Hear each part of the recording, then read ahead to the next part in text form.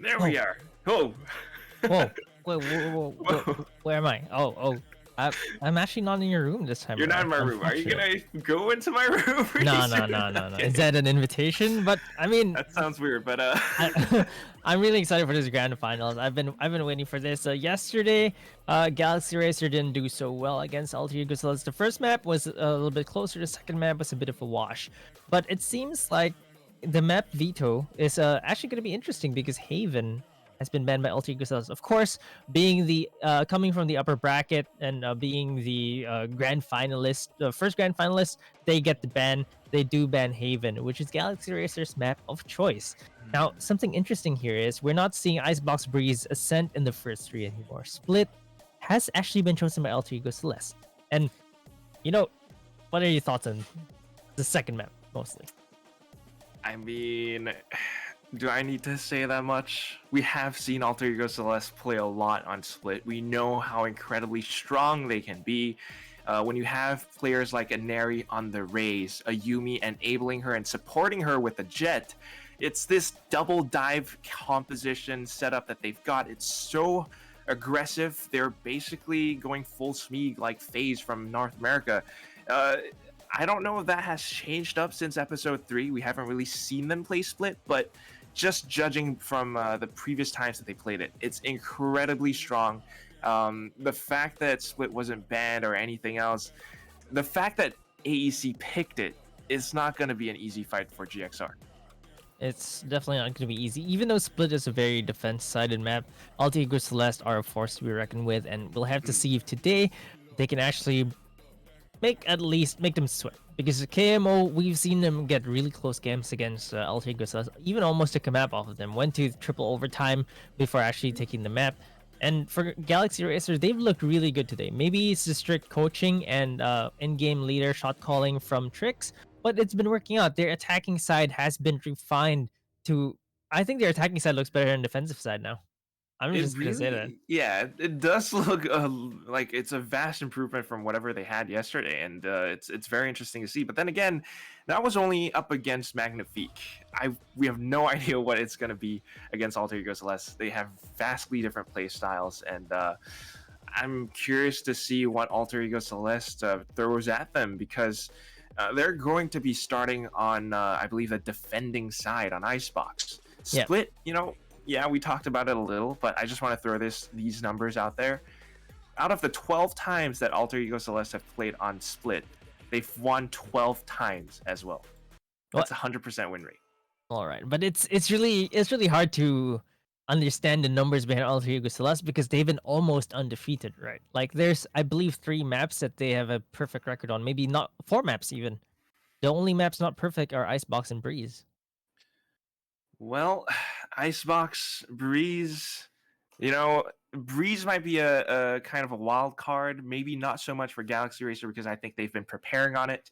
But Icebox, since their previous losses from last month's Open, Alter Ego Celeste have been working hard at it, and they've been playing Icebox almost every series in the entire month's circuit. I mean, entire upper brackets this time around. So they should be prepared. I think they might be thinking about, should we bring out the KO? But why try something? Why fix what's not broken? I mean, Inari and Ayumi, they've worked so well together. We saw how they played against teams like Magnifique, against other teams like, I believe it was Kim Iork as well. And they're just pretty much unstoppable. It's going to be crazy, but it seems like Galaxy Racer are actually going with the exact same agent composition as well. Yeah, it's gonna be the comfort picks for Alter Ego Celeste. So no KO. For Galaxy Racer, just the con that we saw earlier today was a great icebox map for them, 13-3, if I am remembering this correctly. Yep. Against Magnifique, yeah. 13-3. 13-3 is really clean for them, and their defensive side was also really strong. Their attacking side was strong as well. So we saw more of the attacking side from them because they started on attack side. This time around, they're going to be on attack as well. So we're going to have to see if they can actually still execute against a team like Alter Ego Celeste. We've known that they like A site, and it looks like Alter Ego Celeste have a good read of this. Well, let's see. You're seeing some pings on the mini map right now, and Alter Ego Celeste definitely have 3 members stacked up on A. Of course, with the exception of Iceberg, she has that option to rotate around. She is the silver after all, but Recon Bolt has already been committed, so it's on cooldown right now, and might be a little bit of false information. Ayumi, though, going aggressive, actually just finds one and then falls back immediately. Now they have the numbers advantage. Yeah, they didn't expect her to be that close. The aggression really paid off, but Inari gets taken on by Ivory. That's just a classic there, but was able to take Inari out because of that headshot. And now it's down to a 4v4. Thankfully, Trix got healed up, though. She was low at first, but the heals come in. Tarathiel tries to pull off a flank, but immediately gets shut down. So now, off of that one frag, GXR actually have a lot more space to work with. They have the option to push past mid in towards B, or just to go the long path from green to yellow and then onto B, which I'm not sure if that's the right play, because it gives AAC time to rotate around like what you're seeing a Yumi do right now on the minimap. Still down to a 3v2, even with the rotations, though. There's going to be a fake on the Viper on A. Oh. Trying to get the A player. Whoa. Ivory's still on the A site. If Iceberg gets caught off guard, this could be disastrous. Still, it's a 2v3 fight on B, like you said, Marquis. The wall goes up, the spike goes down, and Margot is looking to fight them head on. She's smoking it out, which is good, but unfortunately, Yumi drops to Yeya. All that's left is Iceberg, and she is up against 4, not to mention the one player, Ivory, all the way behind. This is not going to be an easy fight at all. Well, the dart is actually going to land on Yeya, but Aya with a quick headshot. Galaxy Racer. This was a pretty convincing pistol round for them. 4 players still alive, get the pistol round. This has got to feel good for them. Very nice. Very good. Yumi, you know, she started off strong, very aggressive, has the ability to do that because she can dash out of sticky situations, but look at what Galaxy Racer did. You know, this is very slow and steady. Instead of just going in for the full side execute, they push in, they creep up towards Maze. As soon as they sense danger, they slow things down. In fact, getting that one frag against Tarathiel, who was trying to flank them, I think that was the pivotal moment when they actually realized, hey, we have the option, we have the space to do something completely different, and it threw AEC off. They are going to force, so there's 2 marshals and 2 sheriffs and a frenzy on the side of A Celeste. But the marshal on Trix is just ever so sharper. Inari gets taken down by the Spectre, and they're gonna rush into A. This is a bit early, but I'm gonna call it. GXR looking very strong on Icebox right now. They have the skills, they have the strats, and they have the spike planted on A. It's a 3v5 retake.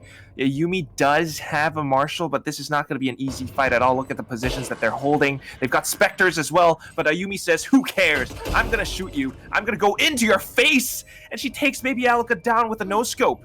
Gets healed up as well. This is going to be 3v3. Trix takes her down, though. And all of a sudden, all that's left is Tarathiel and the Spectres reign supreme. GXR take round number 2. That Marshal is really scary when he uses the musket, and you could tell that Ayumi knows how to use it properly. Only one with a kill on the board right now, though. Trix with her own Marshal, landing those headshots extremely sharp with that, and Galaxy Racer punish the force buy from A Celeste. I mean, the musket, you love it, but Trix was really strong as well. I mean, she was playing the long-range duels. The rest of the team as well, their approach in towards the A site. I mean, we all recognize by now that A is somewhat a little bit more enclosed. There are tight corners, and that's why AC were probably trying to play a little bit off angles. But once they sensed danger, they went for the aim duels like what they're doing right now. Yeya trades it off, though. Yumi is able to take Trix down. This is just the bonus round, so it's not a problem if AEC loses at all. They just want to do as much damage as possible, maybe retrieve a couple of weapons. Yumi's trying her darndest not to let that happen, though. Whoa! But the Marshals just prove to be a little bit too strong. Galaxy Racer also being able to use it on muskets. Baby Alika with the headshots there. This is the musket meta right now, but the Spectres, sorry, are still just as good. Iceberg, unfortunately, though, will lose to Baby Alika's Spectre, which leaves Margot in a 1v2. She spots one, the dash away. She unfortunately will not connect and has to guess where is the second player. She knows one is up around the top, But that's why she's not making a quick move just yet, being very quiet, sneaking around the back. I'm hunting for Wabbits. Oh, no, baby Alka just takes her down all the way up from up above. It's the triple for her in this round, and also the third win for Galaxy Racer. And you know what that means, Key. This looks really good because no economy for AE Celeste. They forced the last 2 rounds. Galaxy Racer are... Wait, yeah, with a perfect 5-0-0 game right now. They're just looking really good on this attacking side. I really love what they're doing because they're being very cautious, very careful. Alter Ego Celeste, on the other hand, sometimes they're trying to take these linear aim duels. Other times they're trying to be careful, but unfortunately they just kind of lose to the numbers advantage that Galaxy Racer has, and that's what you get to do because you are playing on attack, right? You overwhelm them in terms of numbers, but this time around, Galaxy Racer, they're not slowing things down at all. They're going in towards B very aggressively, already control over green, and they're looking to cross over onto yellow. It's an eco round for Ace Celeste, it's gonna be difficult for them, but there's the Blade Storm from Ayumi. Is gonna do a little bit of work. Oh, but she gets taken down by the paint shells. A little bit unfortunate. Margot, on the other side of that wall, wants to stop the plant, but will not be able to do so. It's just not safe. I mean, look at the firing squad from GXR, the way that they're positioned. If anyone tries to peek them right now, it's not going to be easy at all. Margot will drop dead. Iceberg manages to find one from above, though. That could be good. Spike getting dropped as well is even better. 40 seconds left. They heal it up, but unfortunately will not be able to stand alive for long. Tricks with the paint shells from out of nowhere. It's the triple, it's the explosion, and the 4th round win for GXR. That's 2 paint shell kills for her from that round, but because she got the reset of the first paint shell kill plus another kill, she gets another set of paint shells that refresh, and yeah, still with a perfect game, 6-0-0, and Alter Ego Celeste. The goddesses looking a little bit mortal right now. Little bit. You know, I guess they can bleed as well. And GXR have proven that they are very much so prepared. But right now, this is going to be the 2nd full buy for Alter Ego Celeste. If they lose this, that would be the worst thing in the world. But they look like they are not giving up. Aneri just waiting, watching the angle, and still sharp as ever. Able to find the first headshot. And not just onto anyone, it was onto Tricks.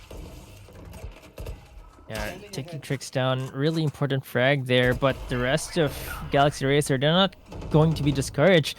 They've all been playing well today, and Aneri pops to Empress, see if she can get more here. Does get Aya, uses his miss to get back to safety, recovers to full as well, so Galaxy Racer looking a bit dicey for them, but they're gonna get 1 kill. Baby Alka, Alter Ego Celeste getting another kill rather. Yeah. Gets 1 kill, but it's now down to 1v4 for her, and unfortunately, she's just gonna take too much damage. Iceberg is gonna take her down, and AE Celeste finally get around on the board. Near flawless victory. This is Alter Ego Celeste's style. I mean, once they have the full buy, we know how incredibly sharp each and every single one of these players are. I mean, it's perfect mechanics, perfect strafe shooting. Every one of their shots are just that accurate, and you're even seeing it. You know, the very first frag of the round up against Tricks, it was a pure aim duel. You know, Tricks went up around A belt, and Aneri was just staring down that angle. Peek me, I dare you. Once that went down, the rest of the team started to peek the rest of the Alter Ego Celeste as well, and that's when things started to go down. But right now, slightly different in terms of strats. Yumi is anchoring down on A, but Tarathiel's looking to push down Tube. Let's see if she can get the shot. She does make the connection onto Tricks. Tricks only gets 2 shots and does not get the hit. Ayumi getting another headshot of her own, and Alter Ego Celeste are looking alive. Wow. But Aya with was that a whack-a-mole crouch peek into Ayumi's head? Kind of, right? And around pipes, that's not an easy angle as well because only your head is exposed.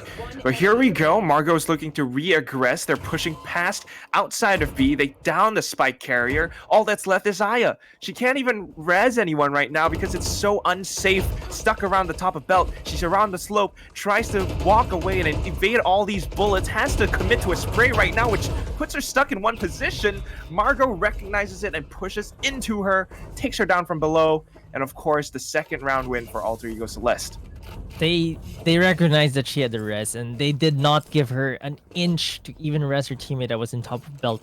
They just pushed from all sides, and she just can't do anything. You can't just res someone who's in front of you willingly. You have to make sure it's safe, and there was no time that was safe for her to actually res there. Exactly, and that's why Alter Ego Celeste, they're very good at reading these situations, and they know exactly how to play around them.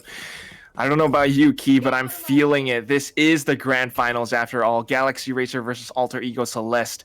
Both teams, all the players right now on the board, they are taking this very seriously. The way that they're even fighting in these duels. Off that one shot, Baby Alka knows that there's an operator on the A site. Trix is going with the all-in, the showstopper, to create space, and at the same time just push the operator away. But Hunter's Fury from Iceberg, it's actually going to catch Trix square in the face. It's going to be Baby Alka with the Blade Storm plus Ivory's Viper's Pit to seize control over the A site. Yeah, Trix went over 50-50 there, moved forward, trying to dodge the Hunter's Fury, but actually Iceberg got that. Tarathiel takes Aya down, no res to be used. Baby Alka though with the classic just slaps Tarathiel. Ivory gets kill onto Yumi as well. This classic is gonna put in a lot of work if she gets a headshot, but Iceberg pushes her smoke and gets her. 2v1 right now with a Viper Spit. Yeah. Wow. Galaxy Racer reeling back in, 5-2 right now. That was the all-in. That was an expensive round, but they made it well worth it. They win the 5th, of course, at the expense of Viper's ult, the Trix's showstopper, and Jet Baby ult as well. Alka's, exactly, yeah, the Blade Storm. Very, very good, but you're starting to see that both sides, you know, it's respect towards each other, but at the same time, Alter Ego Celeste, they want to fight them. You know, once the Viper's Pit is Viper's Pit is up. Iceberg tried to challenge it around the other side, but unfortunately, Baby Alka was just kind of being a distraction. Allows for the rest of the team, Yaya, to even come back. It's very scary for Alter Ego Celeste right now because all these strats, all these like slow and steady executes onto the A site is not something that they're very used to. Look at the way that they're holding as well. I mean, they're watching the angles. They're waiting for them to walk in the crosshairs, but GXR are just not giving in. Ooh. Not giving in, but Inari has something to say about this. Ayumi with the Marshall as well, getting kills, but Trix with yet another paint shell kill. Ayumi gets taken down, eats those paint shells. It's probably the second time she's eaten those paint shells from Trix. Trix gets another one. Iceberg gets taken down. Alter Ego Celeste trying to take control over the site, but Yaya takes Tarathiel down, and it's now down to a 2v3. Being careful about this, Alter Ego Celeste, they push out with the Leer. Inari finds one, and then Margot goes in with a second. They have Yaya trapped. She walks back in towards Maze where Inari was eyeing it down. And of course, securing the kill and then giving Inari her Empress. It's just Alter Ego Celeste trying to adapt to this. They're starting to play retakes. I mean, let's think about this, Key. How many times have Galaxy Racer pushed into A now? I think out of 8 rounds, maybe 6 out of 8 or 7 out of 8. Around that, right? I mean, the one round that I can think of that they actually went and kind of got the spike planted on B was the pistol round. Other than that, it was A all the way. There was one more gun round where they actually got the B, the one where Trix got her paint shell refresh. Yeah, so it was 6 out of 8. 6 out of 8. But even the pistol round, they wanted to go A at first. Exactly.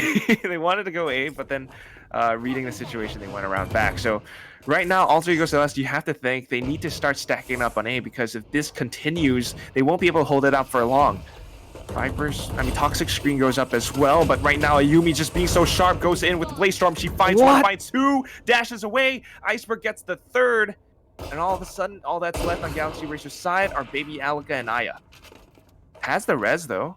Does have the rest, but they probably don't want to commit this on this eco buy.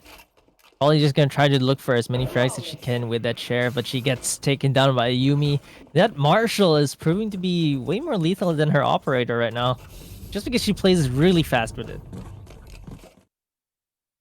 Well, very, very scary. I mean, this round was a little bit of a question mark. No very scope, sharp. wall bang onto Ivory. It's just filthy sometimes. The Marshall, you look at the kills and you're like, that should be illegal, but it's happening. 5-4 right now. Galaxy Racer I think there's a technical. Technical timeout. Possibly. Yeah, Whatever no, it is. they do have a buy. So yeah, okay, it's Yes. a tech. They do have a Exactly. buy on Galaxy Racer, so they can attempt to take another round back yet again. Well, it could either be a 6-4 or maybe even things out. But whatever it is, they have this time to think about it. Do you think they're gonna change things up? Because going A repeatedly, I think Alter Ego Celeste are starting to adapt to that.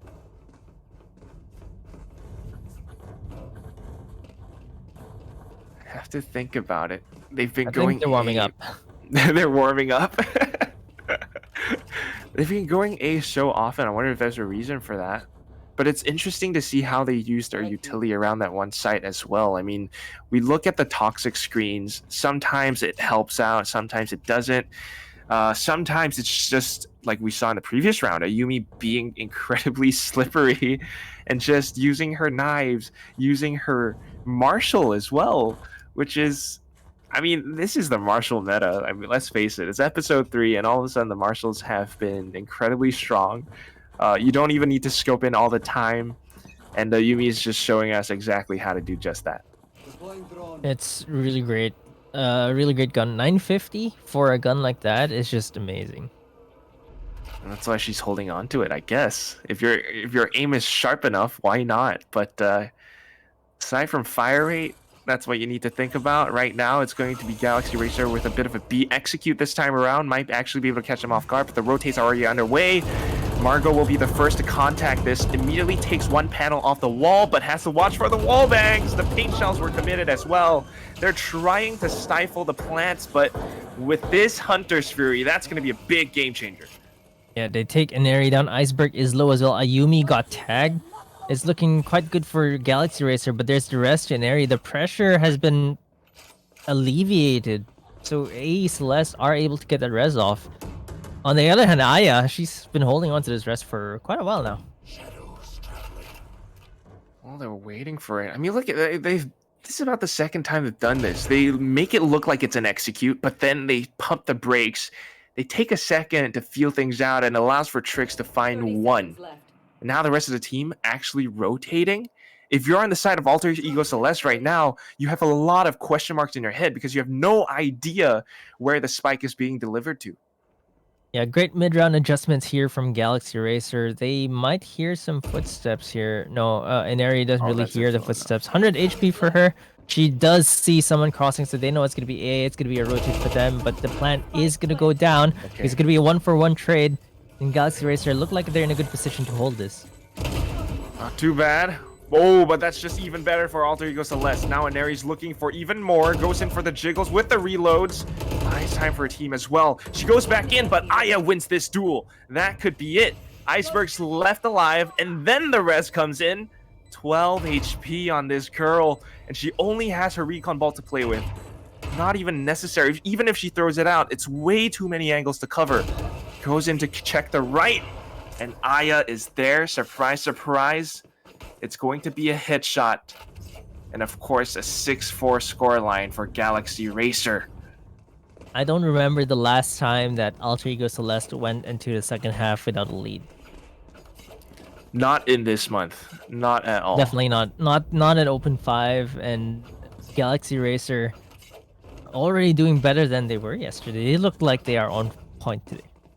They are so confident. I mean, there's two ways to describe confidence. You know, there's the brazen kind where you just rush in, you're taking all those duels head on, and you're getting all your headshots. But this time around, they're confident in the sense that they go in with these utility plays, and then they stop, and they're just waiting. It's a challenge thrown over to Alter Ego Celeste, and this time, though, Alter Ego Celeste just taking the fight head on towards them. Ayumi wins with the pistol? Right. The classic? The right click onto, yeah, that feels bad. Look, it was not just a flawless round from Alter Ego Celeste. It was a flawless. Like, the game doesn't tell you that, but none of them took damage. Absolutely insane.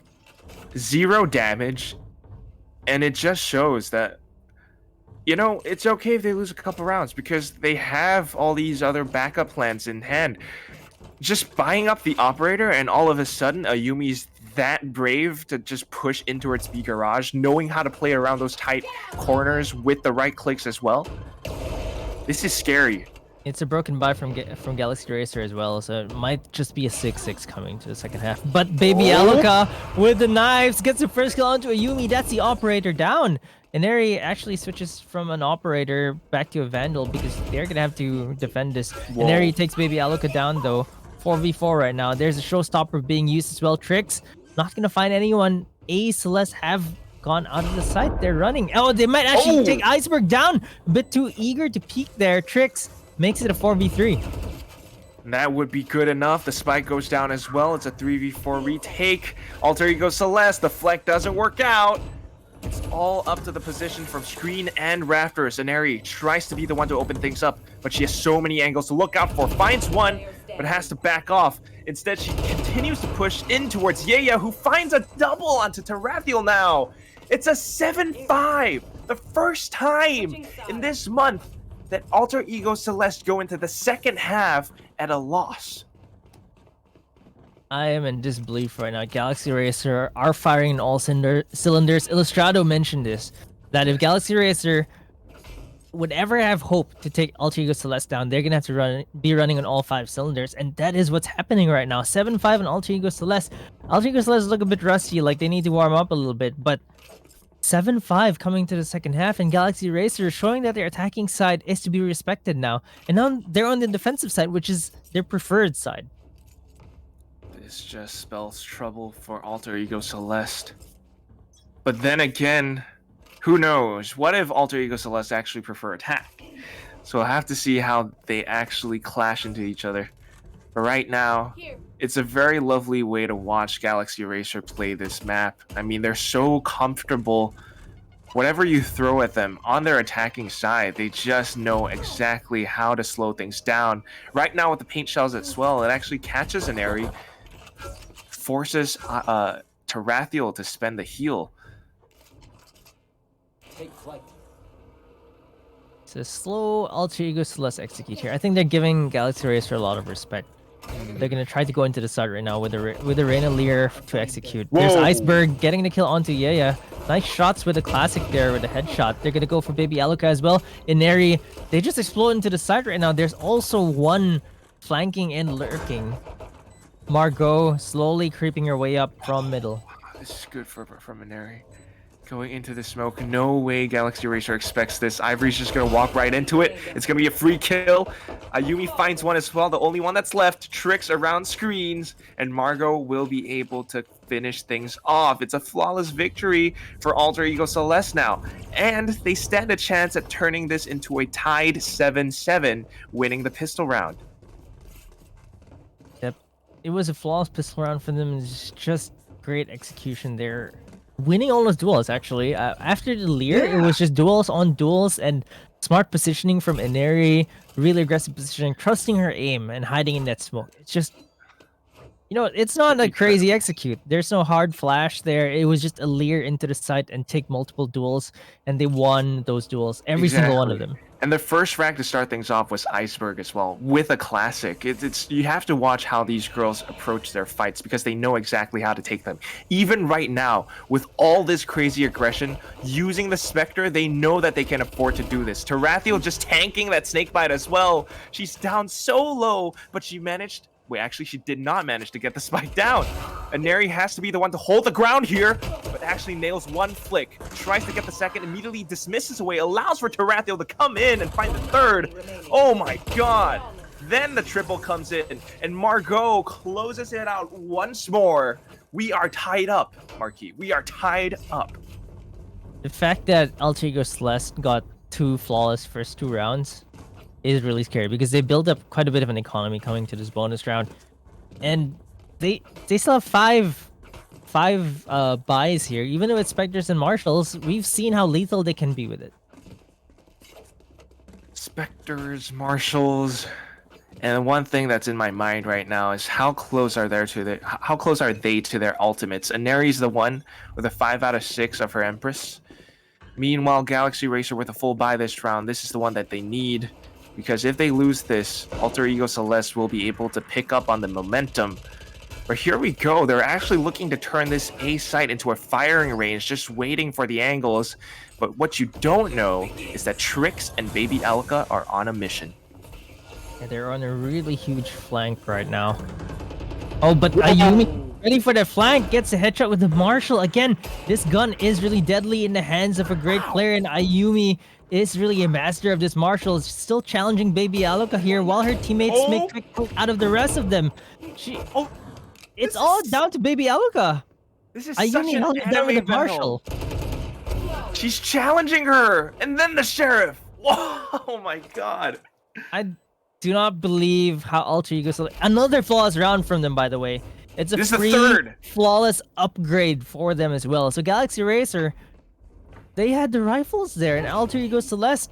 It was supposed to be a bonus round for them, but they got those kills for free. They got the upgrades for free.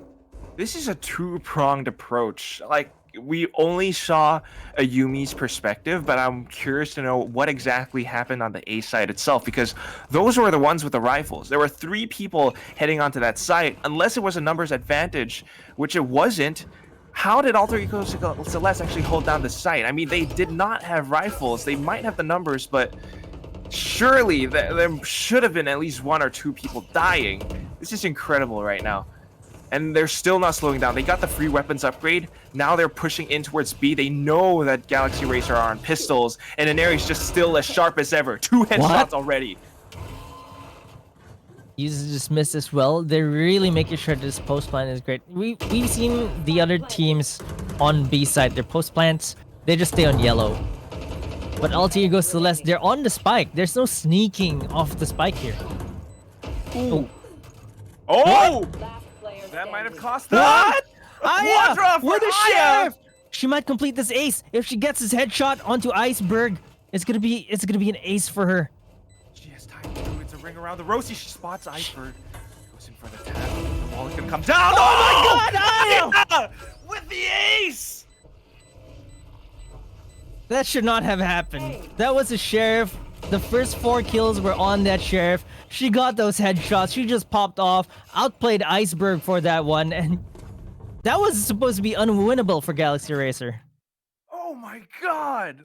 Look at her! Just playing around the back of B-side around Snowpile like that, finding 3 quick headshots with the sheriff, and then seizes the initiative to push up. She picks up the Vandal, a little bit of ring around the Rosie, but as soon as she figured out Iceberg's position, she knew that she could go in for it. This is just... I think maybe Iceberg, because she threw out the recon bolt as well, kind of lost a bit of initiative and allowed for... Oh my god. Yeah, that's just incredible. It's tied up 8-8, but right again, we're back into it, and Alter Ego Celeste are still rushing on towards the B site. Yeah, they do like this, but I think Galaxy Racer, they make it a bit harder for them to go through. They do get 2 of them, 1 of them rather. Ayumi gets taken on low as well, but Galaxy Racer, they were quick on the rotate, but Alter Ego Celeste just punished them. Well, right now, the punish is as devastating as ever. It is a 2v4, and they still have about 30 seconds. It's not easy at all, because Margot is operated around the back, and she's just going to close it out once more. I mean, this is about the 4th or 5th round in the second half that Margot gets the finishing kills. 9-8, and they're just changing up the pace. I mean, 2 rounds in a row they rushed B, and they're not scared. Galaxy Racer, on the other hand, after having lost those 2 rounds, they're gonna have to save up. They're changing things up, and you know, the thing about Icebox, a lot of the time B, you only leave 1 defender there, let them take the side and go for the retake. But now Galaxy Racer have to reevaluate this. They have to commit a little bit more onto the B side.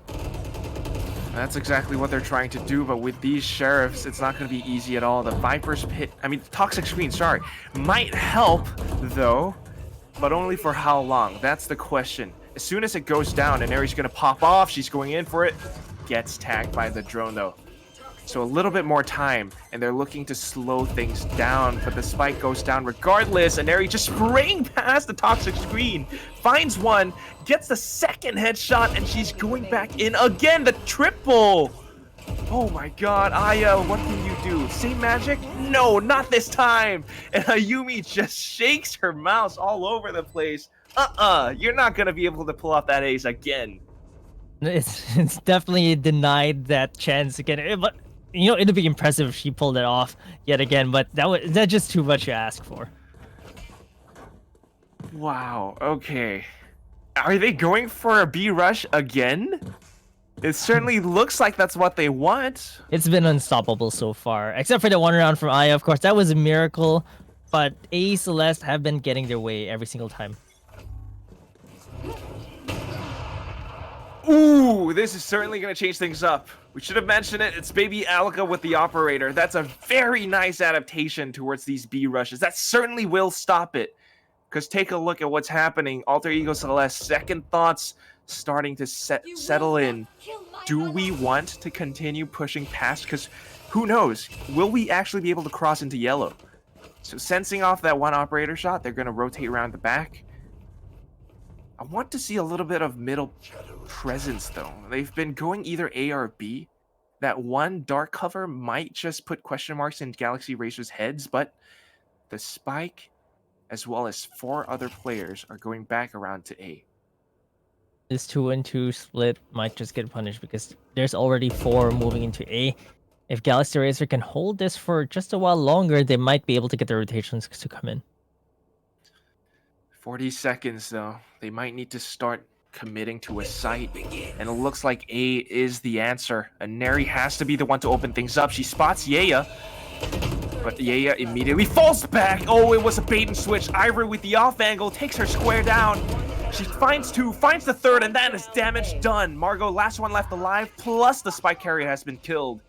20 seconds in a 1v4. No way Margot wins this. No way.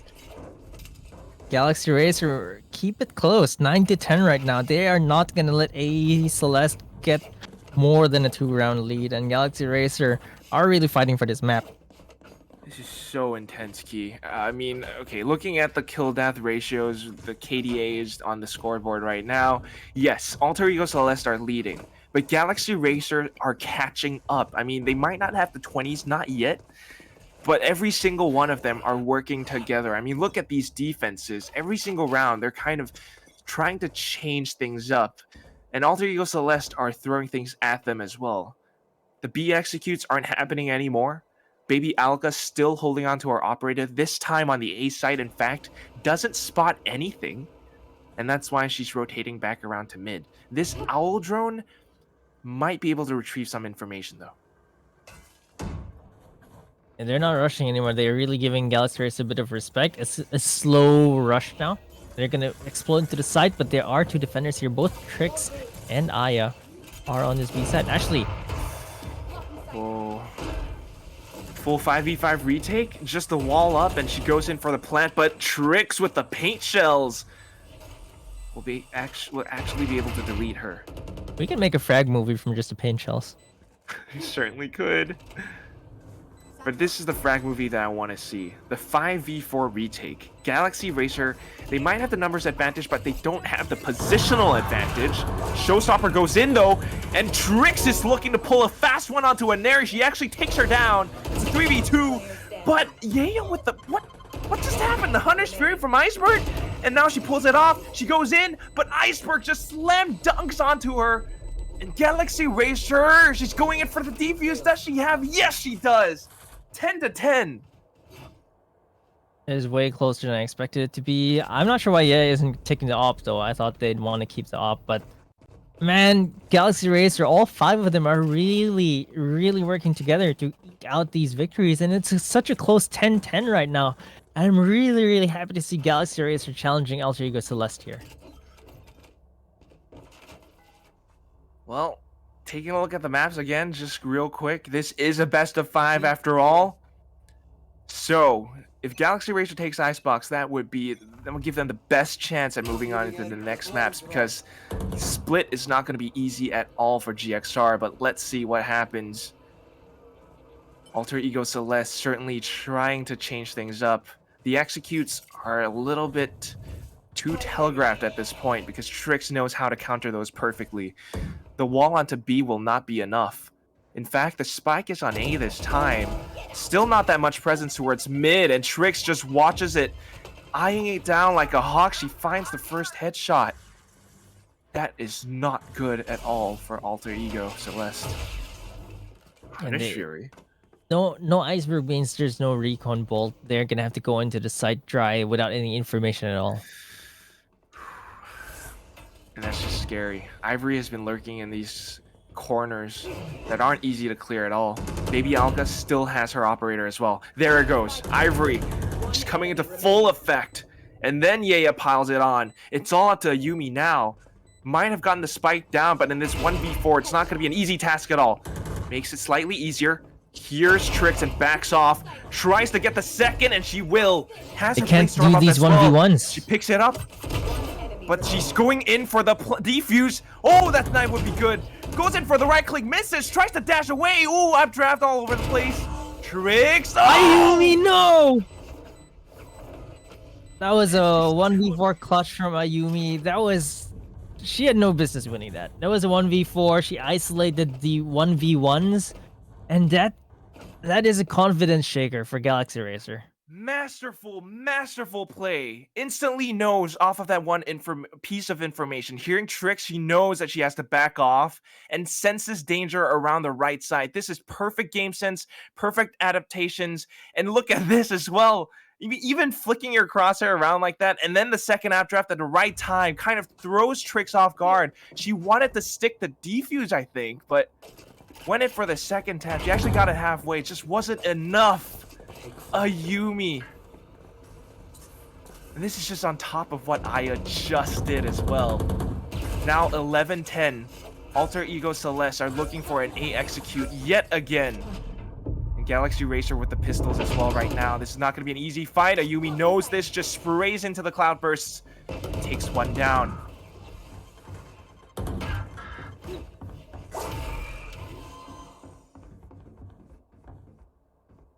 With pistols, not really easy to get to this. They can't even pick up the rifles. Aya with the sheriff though. One discounted, but it's difficult. And AE Celeste are on match point.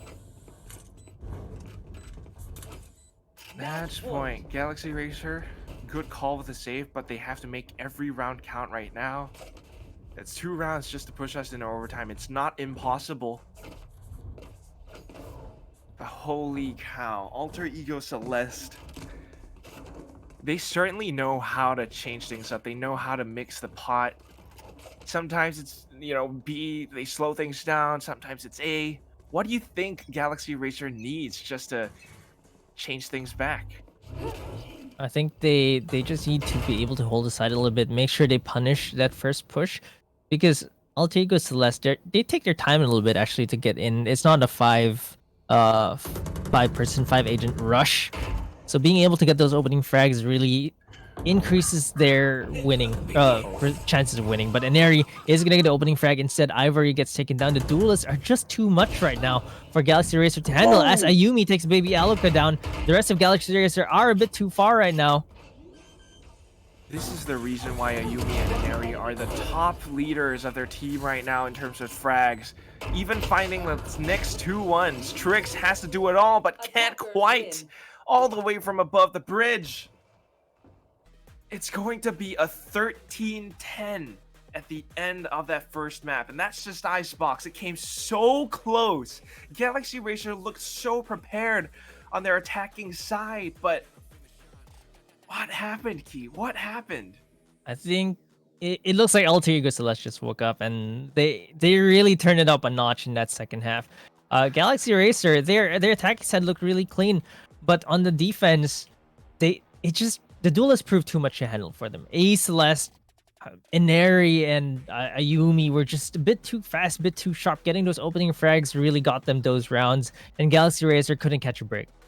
That's exactly it. I mean, you think about even just the first few rounds. Alter Ego Celeste, remember when they played against, I believe it was Kid Mayork? You said it. AE stands for all always A every time.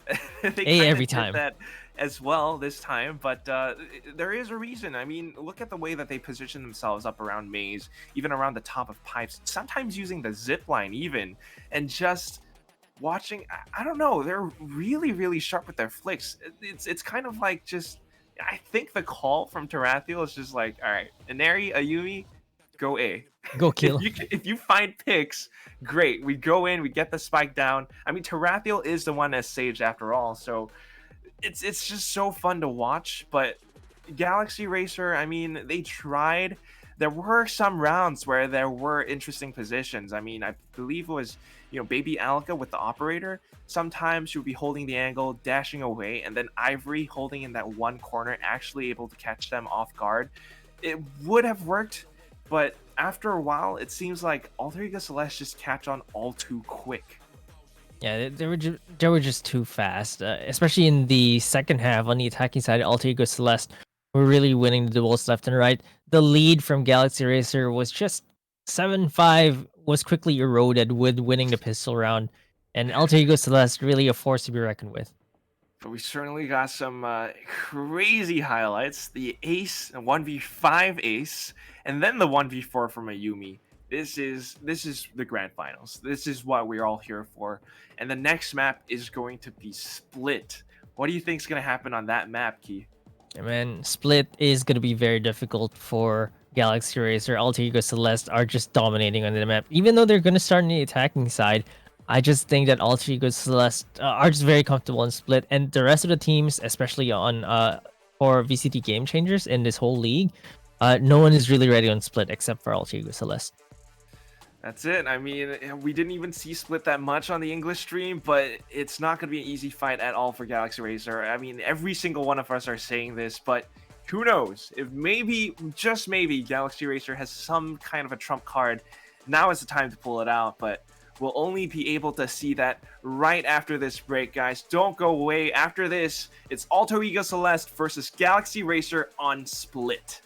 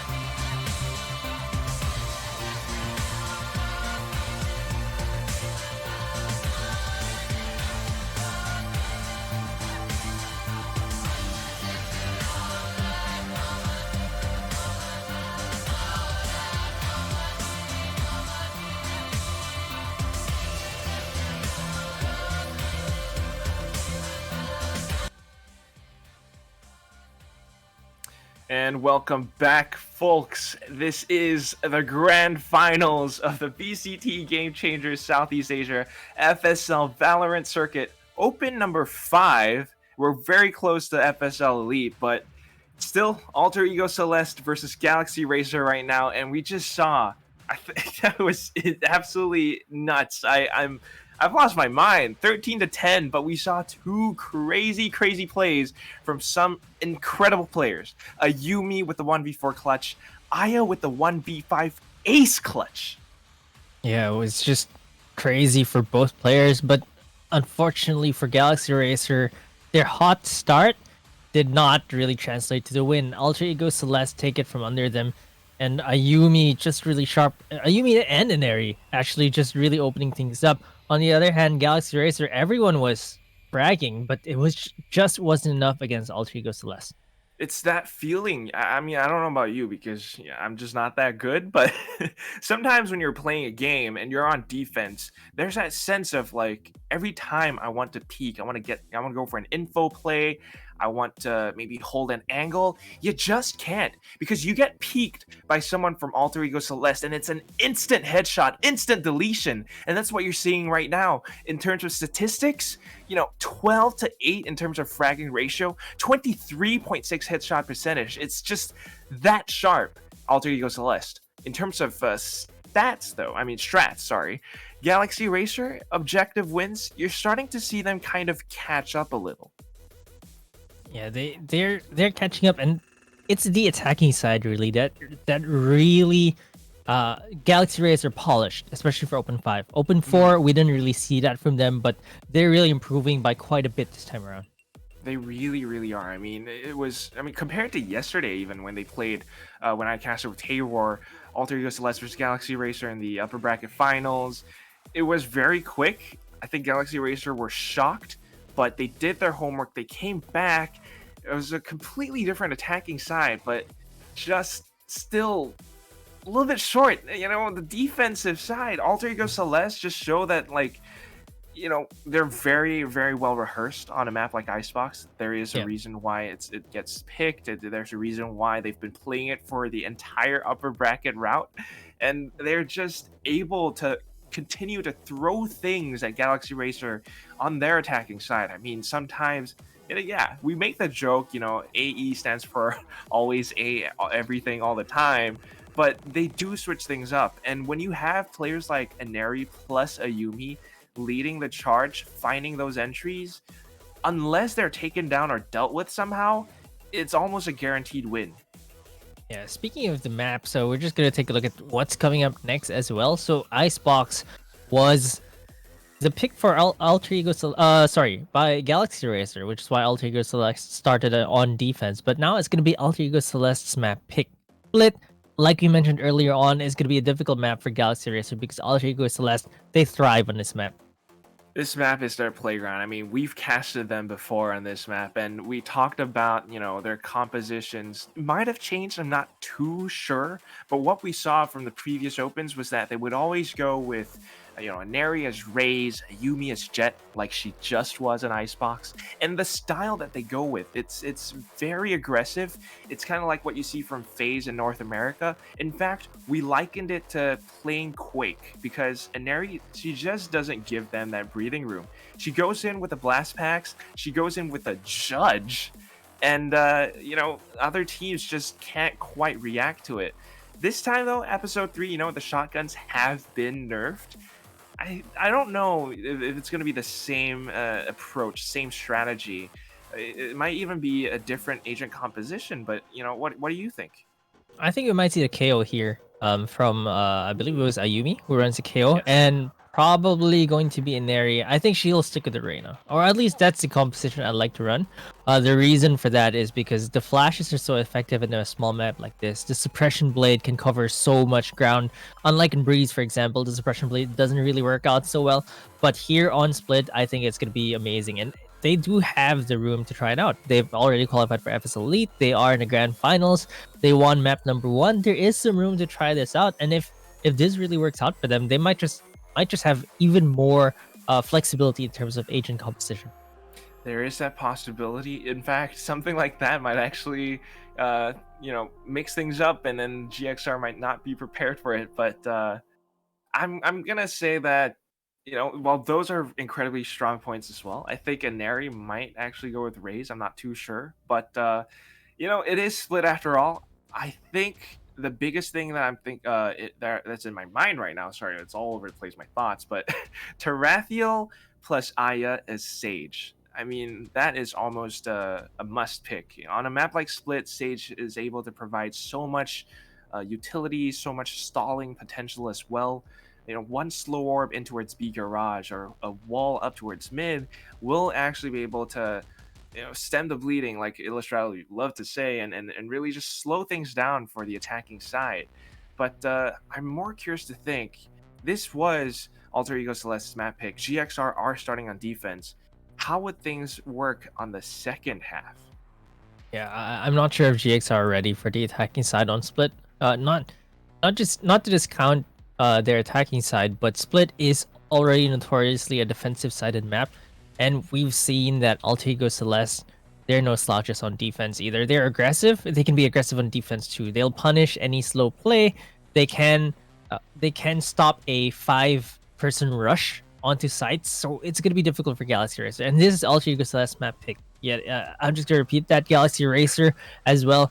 They haven't really played Split that much. They like more open maps like Haven. They Mm, did pretty well on Breeze and Icebox. The Split is a different beast. Split is an absolutely different beast, different monster, and Galaxy Racer fans out there, I hope you've sent Galaxy Racer all the energy and support they can get because they need it right here, right now. If not, this could be a 2-0 in this best of 5 grand final. Next map after this, though, what's that going to be? Is it what was it? I think I see it right now. It's actually Breeze. Breeze for map 3, yes. Wow. Well, it's gonna be crazy to say the least. Alter Ego Celeste, this should be their map. This should be their win. They have that 100% win rate. 12 out of 12 times that they've played Split, they've always won.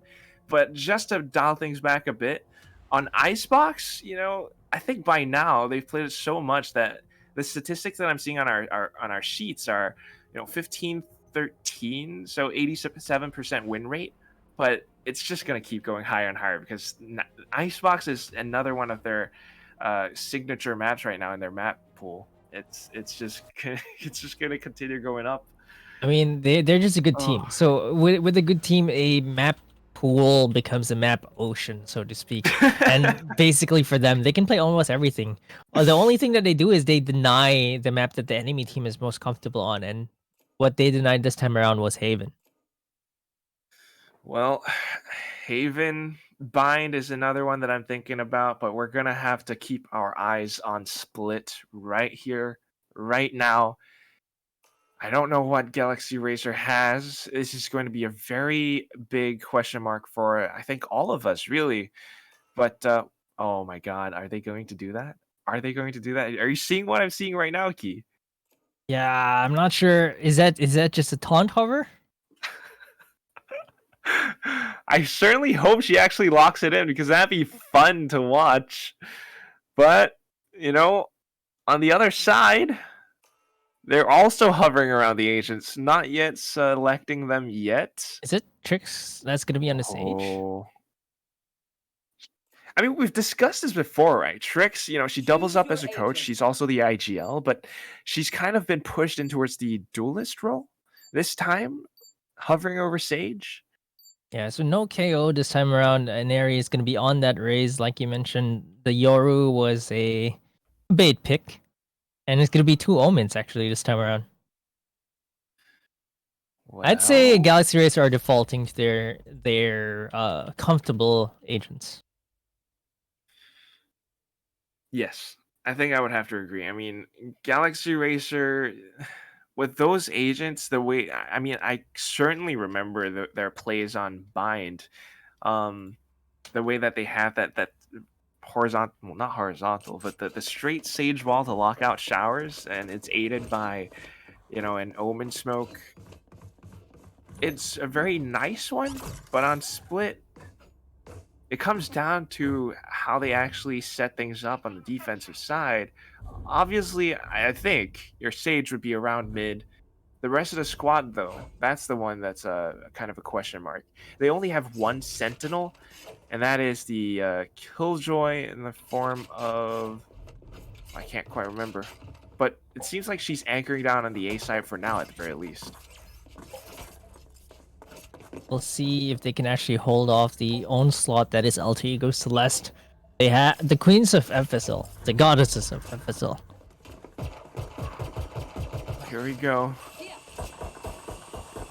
Looking to maintain control over their throne right now. It's the aggression that I was talking about, already streaming in towards mailroom. Well, only 10 seconds have passed, and they're already down onto the B site. Zero contest, and they have full control over this place. What? Yeah, it's so hard to retake as well. There's a flank coming from the Killjoy. Iceberg is gonna catch someone in heaven here. No way. Oh, they know that she's here too. Whoa, that's a dink. And then she gets the second one! What? What can Yaya do? She finds one, immediately falls back, goes in for the right click, but Ayumi just presses W and holds down her left click with the frenzy. Yeah, the right click, she did get Ayumi on the head. That's why she had 22 HP left, but no other bullets hit her. Yeah, only one who got a frag there, but Alter Ego Celeste, their aggression is just getting rewarded. They just took everyone out, and that was such a clean pistol round from them. My god, this is only the first round, and it's already so explosive. Alter Ego Celeste starting on the attacking side, just look at their buys. I mean, Marquis, you know what's going to happen. Yep, it's a judge. Ayumi and Inari, the judges, they're just gonna run in and blast everything left to right. Aya with the sheriff there might not be ready. Too many bullets right now. Trix does take Inari down. You are not prepared. I'm going to turn into Illidan Storm Rage right now because you are not prepared.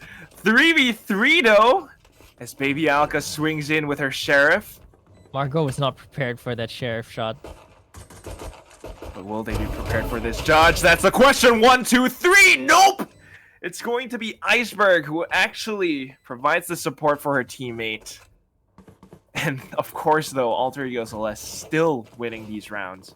The judge was nerfed by making it more expensive, but in terms of damage, it has not been nerfed yet. And Ayumi with a 4K there, already 521 average combat score, by the way. It's only been 2 rounds, and it's been a stellar 2 rounds from her, but wow. That judge is really something else. So she was dropped the last round. This time she's banking on her Blade Storm. And that's why they're on the A side, because with the double app draft, she can actually find nice angles. In fact, she's just going in for the long-range duels up around A heaven. Does Yaya know this, though? Baby Alka on the bottom of ropes. They're sensing it. They tried to go up together. They managed to take Inari down. Oh, with Ayumi gone. This is even better. Tarathiel, oh, what the double trades? What? We're back into a 3v3. Oh, but the spike has been dropped.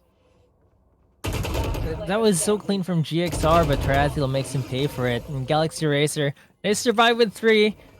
I'm okay with that one. I just take a look at this, and Galaxy Racer, they had a pretty good start there. But Tarathiel with that Spectre, really getting those 2 frags, making it a bit more expensive for Galaxy Racer. That was a bonus round for them. Exactly. Bonus round. You drop a couple of players, it kind of forces you to force buy, in fact. I mean, look at what Aya's doing. Thinking about the Marshal, went with the Sheriff Stinger instead.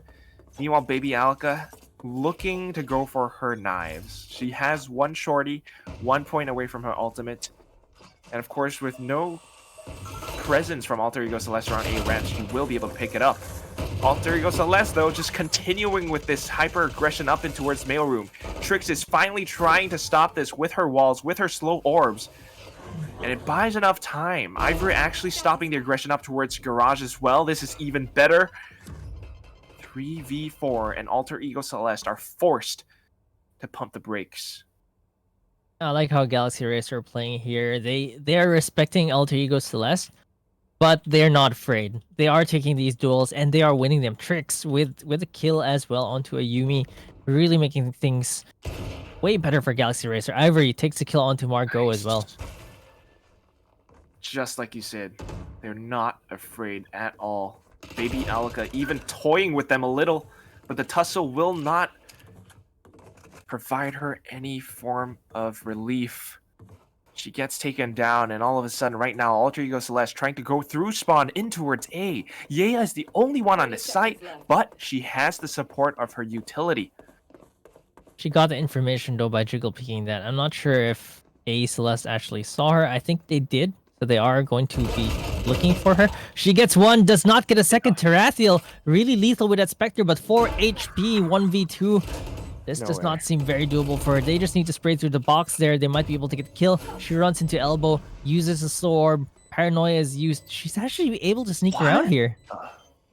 3 seconds and she gets her heal, but she has to stop the defuse from coming in though. Gets the first headshot, gets tricks off the spike, and she, of course, with one single bullet, takes her down. The defuse comes in, and Galaxy Racer, with tricks at the lead, are starting to come back into this game. It's 2-2, and I love what Trix does around Mailroom. That's a bit too close for comfort for them. I think if Tarathiel got a double headshot with Spectre there, she could have won that round. That was almost a round stolen from Galaxy Racer. Very close, but still, I like what Galaxy Racer are doing. I mean, it's a very structured, very logical approach to things. They have the 2v1, and it's just playing off of her teammates' contact. It's good. It's tried and true. If they can repeat this, if they can continue to block off Mailroom, Alter Ego Celeste will be forced to think about different approaches to sites. But the counter wall... Is this a different approach? This is a different approach! Trix was not ready! Oh my god! And with this, the entry onto the B site, Aneri just takes Ivory down. Aya makes it a trade though, all the way from CT. They have to be careful about this. Aya just goes back in for the counter aggression and gets taken out. It's all up to Yaya and Baby Alka. It looks difficult. They commit the lockdown as well. Okay, lockdown certainly slows things down, but oh, she goes in for the peek and gets shut down by Ayumi. It doesn't even, okay, only one player detained though. There's gonna be, yeah, that flank from Margot who was waiting behind the wall. Once it broke down, Baby Alka was gone. They didn't expect the blast back from Aneri. They knew that zone is heaven, and I think Ivory wanted to smoke main first before getting into position, but she was caught in her smoke. Or at least the smoke interface where you're trying to put your smoke down. Still, this is Alter Ego Celeste, and now crippling Galaxy Racer's economy. They're just looking to rush. Onto the A site they go this time. And Baby Alka's trying to do her best with the shorty. Gets pushed back a little though. It's a nice crossfire, but I don't think it's going to be enough because of this boom bot as well as the dash from Ayumi. What did I say? This double duelist setup, the dives are just too strong. A bit too fast for Galaxy Racer, and they are on an eco though, so they're just going to try to get a little bit. They do get Margot, so it's not a total wash for a pistol round for them. Galaxy Racer 2-4 is not too bad still. Not too bad, but my god, it's just they're not stopping at all. This time around, back in towards B they go. What are we thinking? Just explode out of garage? I mean, the mid presence has been pretty good from Alter Ego Celeste, but Trix has been stopping it with the walls. The counter wall was nice though, but that's one of those tricks that, you know, fool me once, shame on you, fool me twice, shame on me. Trix is probably prepared for this time. Swarm Grenades trying to buy a little bit of time. The B side is still relatively open, even though they've committed 3 members mid, so they're gonna have to play from heaven here. That's exactly what they're looking to do. The lockdown will push them off, though. They're waiting for the execution from Alter Ego Celeste, but it has to come down to timing. Ayumi starts things off with a dash. They back up. They gain control over the site. The spike should get planted pretty soon. You're talking about the dives, and those are the dives supported by our teammates. They're able to get to the site for free. They get the spike down. Now it's going to be a 5v5 retake. +1 Baby Alka with the operator. Thankfully, Trix was there to help her out. So now, with one less player to worry about, they can focus their efforts on the side alone. Question is, where exactly are these players? Ayumi around the back of the box will be able to find one, gets traded by Aya, and then Iceberg, the last one left, alive from Garage. Unfortunately, not able to hold it post-plant. Galaxy Racer looking good with the retakes. Wait, why is Trix defusing? She has a res. Was she defusing? She gave it? No. Oh. Well. You guys have just angered Marquis the Economist. Ultimate economy counts as Orb well. economy. Exactly. Should have given it to someone else, but whatever Hey, it is. they got the round. Yeah, they got the round. That's good enough. That's Hey, a win in our Ayumi, look at books. Ayumi. Bladestorm by TM. Oh gosh. Oh no, she has a Bladestorm. judge.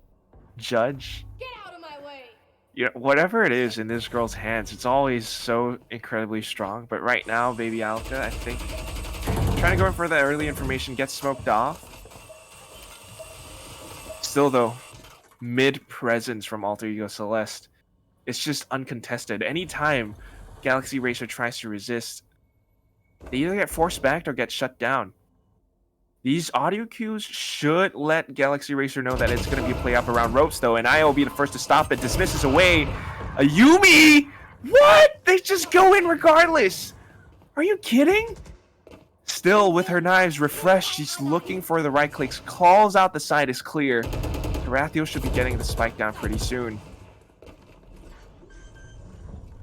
She saw the gun. Now she's taking out the judge. They might not expect her to actually have a gun here. Oh my god. Thankfully, Trix was there to stop it. Then the res comes in. This is not bad. 2v3 though. And Ayumi is still just as deadly. Oh, god. Come on. Tarathiel and Iceberg. You would think that they're holding somewhere around the site, but they just push up ramps. They are really having their way here, and it's not even Inari doing all the work here. She's done quite a bit of work, not to discount that. But Tarathiel with 10 kills already on the attacking side. That's a Sage, battle Sage. How are they able to do this? It's just I'm out of words. Every single round, it's just some kind of crazy aggression. They seize control over the site really quick. And after that, the post-plant positions, unless they're locked down on site itself, they're actually able to maneuver, and then Galaxy Racer are a little bit lost. But here we go, same thing, up towards mid. Inari with the blast packs again! Baby Alka was so confused! Triple already! And she wants even more. Ayumi, though, lurking around mid. Damn. Trix, they know where she is. Oh! Actually able to find a headshot on towards Inari, though. Still not going to be enough. Every single player, they've gotten the information, they converge on her position, and class is in session. It's Alter Ego Celeste taking you to school. This is how you play Split. They're on the attacking side, by the way, and they have a 6-3 lead against Galaxy Racer. Placing swarm grenade. What can Galaxy Racer do? Placing swarm grenade. It's, I think, a little bit of the mid control that they need to work on. Let's see if they can actually pull this off. They're actually committing 3 players onto mid already. Okay, Jiggle Peaks, they know that they're there. Maybe Alka, that's good. Goes in with the strafe shots, gets one more, dashes away, and Trix backs her up. Then the wall comes in, the heal goes up, Aya still locking down ropes. This would be good enough. Tarathiel goes in for the repeat, gets shuts down, and a spike has been dropped. 2v5. And Great discipline there by Aya. Uses dismiss to just get information and get out. They know that the last 2 players are at mid as well. But this is what we really need to do. What Galaxy Racer really need to do to stop Alter Ego Celeste. Punish that mid push. Exactly, right? I mean, you were talking about it. After so many rounds where Alter Ego Celeste, I mean, yeah, it is scary. But with the right plays, it will be enough to dismantle their approach. And right now with this 2v5, you can see that they have to pay respect to Galaxy Racer. The numbers advantage is just not on their side. But off that one pick, though, they're looking to gain control over B Heaven. Stairs is the question. Trix goes past the smokes. Instantly, with the flicks, will be able to take down 2. Actually, Stewie 2K'd that out of the smoke. Once she heard the bot go down, Very she knew that she had a split second to get out of that smoke where the bot actually won't get triggered and still surprise them. So she gets those 2 kills. Really great heads up play by Trix there. And Galaxy Racer are going to keep it close, but AE Celeste are still on the lead. They still have a big economical cushion to actually buy this round and even the next round. Very nice. So Galaxy Racer, I mean, you know, they might be at a disadvantage, I guess, in terms of the scoreboard, but they're making great adaptations. I mean, you saw at first it was Trix with the Sage wall up around mailroom. This time, it's padded by 2 extra players from her team, Baby Alka as well as Aya, which is the right call as well because Baby Alka can dash away. Aya can dismiss away. This is how they want to play mid. But then, once they start doing this, Alter Ego Celeste will start trying new things, and then it just goes back to square one, and you're gonna have to think. Alter Ego Celeste, what are you gonna do? How do we play around that? Yeah, we'll have to see what they can pull off. They still have a lot of room to play with, to be honest. On Galaxy Racer, Baby Alka with Bladestorm by there. Whew. Shorty again. That's why this is so fun to watch, though. Yeah, Shorty, but because she has her Bladestorm, so it's not too bad. But then again, will it be enough? That's the question. This time, maybe Alka positioned up to round A. We see a couple of pings from Alter Ego Celeste's players, though. Saw some around mailroom. Yeah, they do love going to mailroom, taking control of it and going B. And That's been the general playbook here for them. it is a good playbook, though, because that is kind of how you want to play split, with control over mid. I mean, not just mailroom. I mean, the bigger one is truly the middle lane, because sometimes defenders will look to rotate through ropes, and that will cross into mid. I mean, that's the fastest and shortest route over onto the B site or the A site.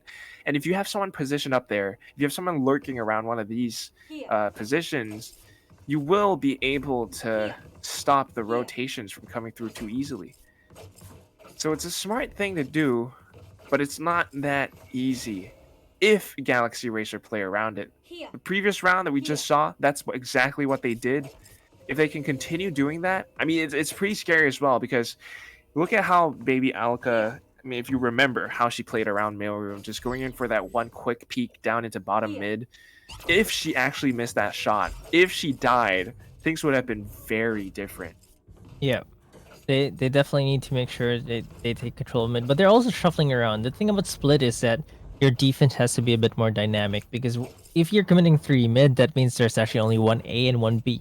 So if A Celeste decide to go full on via either A or B main, that's gonna be easy pickings for them. And that is the tug of war, the ebb and flow of the entire game. So there's so many moving parts, so much to consider, and that's why mad respect to both in-game leaders and basically every single player that competes in this FSL Valorant circuit. But here we go, round starts, and it's a B split from AE Celeste. Is Trix aware of this, though? Alarm bot would be enough. She shuts Ayumi down. 2 more players are there to take her place. And that's definitely teamwork right there, because that's Yaya's bot and Trix's wall. She's hiding behind the wall, waiting for the bot to make contact. Look at what Trix has done. Just off of that one frag, immediately backs off all the way into its spawn. She's coming back around stairs. There is that dark cover that she can play around with. That is exactly what she did from the previous rounds. But here we go. Alter Ego already down onto site. Baby Alka stopped it with the knives, though. Spike has been dropped. 2 players remaining. They want to continue for this, but they can't. Tarathiel, ooh, too many angles to look for. One towards Garage, one towards B Heaven. And unfortunately, she gets overwhelmed. She got distracted by Baby Alka going for that gun. I thought Baby Alka was done for there. Smart, though. I mean, you go for the gun, immediately hide behind the boxes for cover, and I guess Tarathiel just either had her knife out or she was reloading, I think. No, she She shot didn't- the baby Aluka, then she little. looked away. She was just confused. Yeah. And that's almost a 90-degree angle as well. I mean, garage and then heaven. Whatever it is, this is the last round of the first half. Alter Ego Celeste, can they make this a 7-5?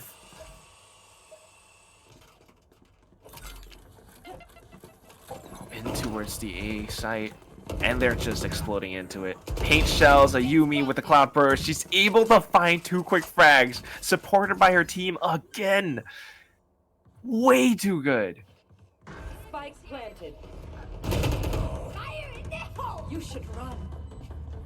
Well, both Killjoys, both lockdowns actually being committed. There's the defender. Lockdown getting destroyed by Inari. Brings out the paint shells. Bad timing from her as Trix gets the kill. Does have the res as well. Tries to take the turret down. Oh my Actually god. takes a few shots from that. So Trix 19 HP left. No heal from her. 27 seconds till the next heal. Time is ticking though, so they do need to be fast here. They know where they are. They take one down. Tarathiel. This crossfire is just too good. Such a smart crossfire as Switching well. sides. I mean, they knew that they had one player on the site just watching the spike itself, and then Tarathiel positions herself up by heaven. And not just anywhere on heaven either.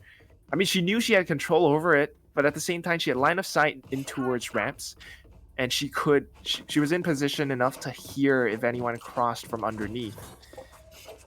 And of course, once the shots started happening, all she had to do was peek. No way that Galaxy Racer flicks 180 perfectly. 7-5. Now they're on the defense.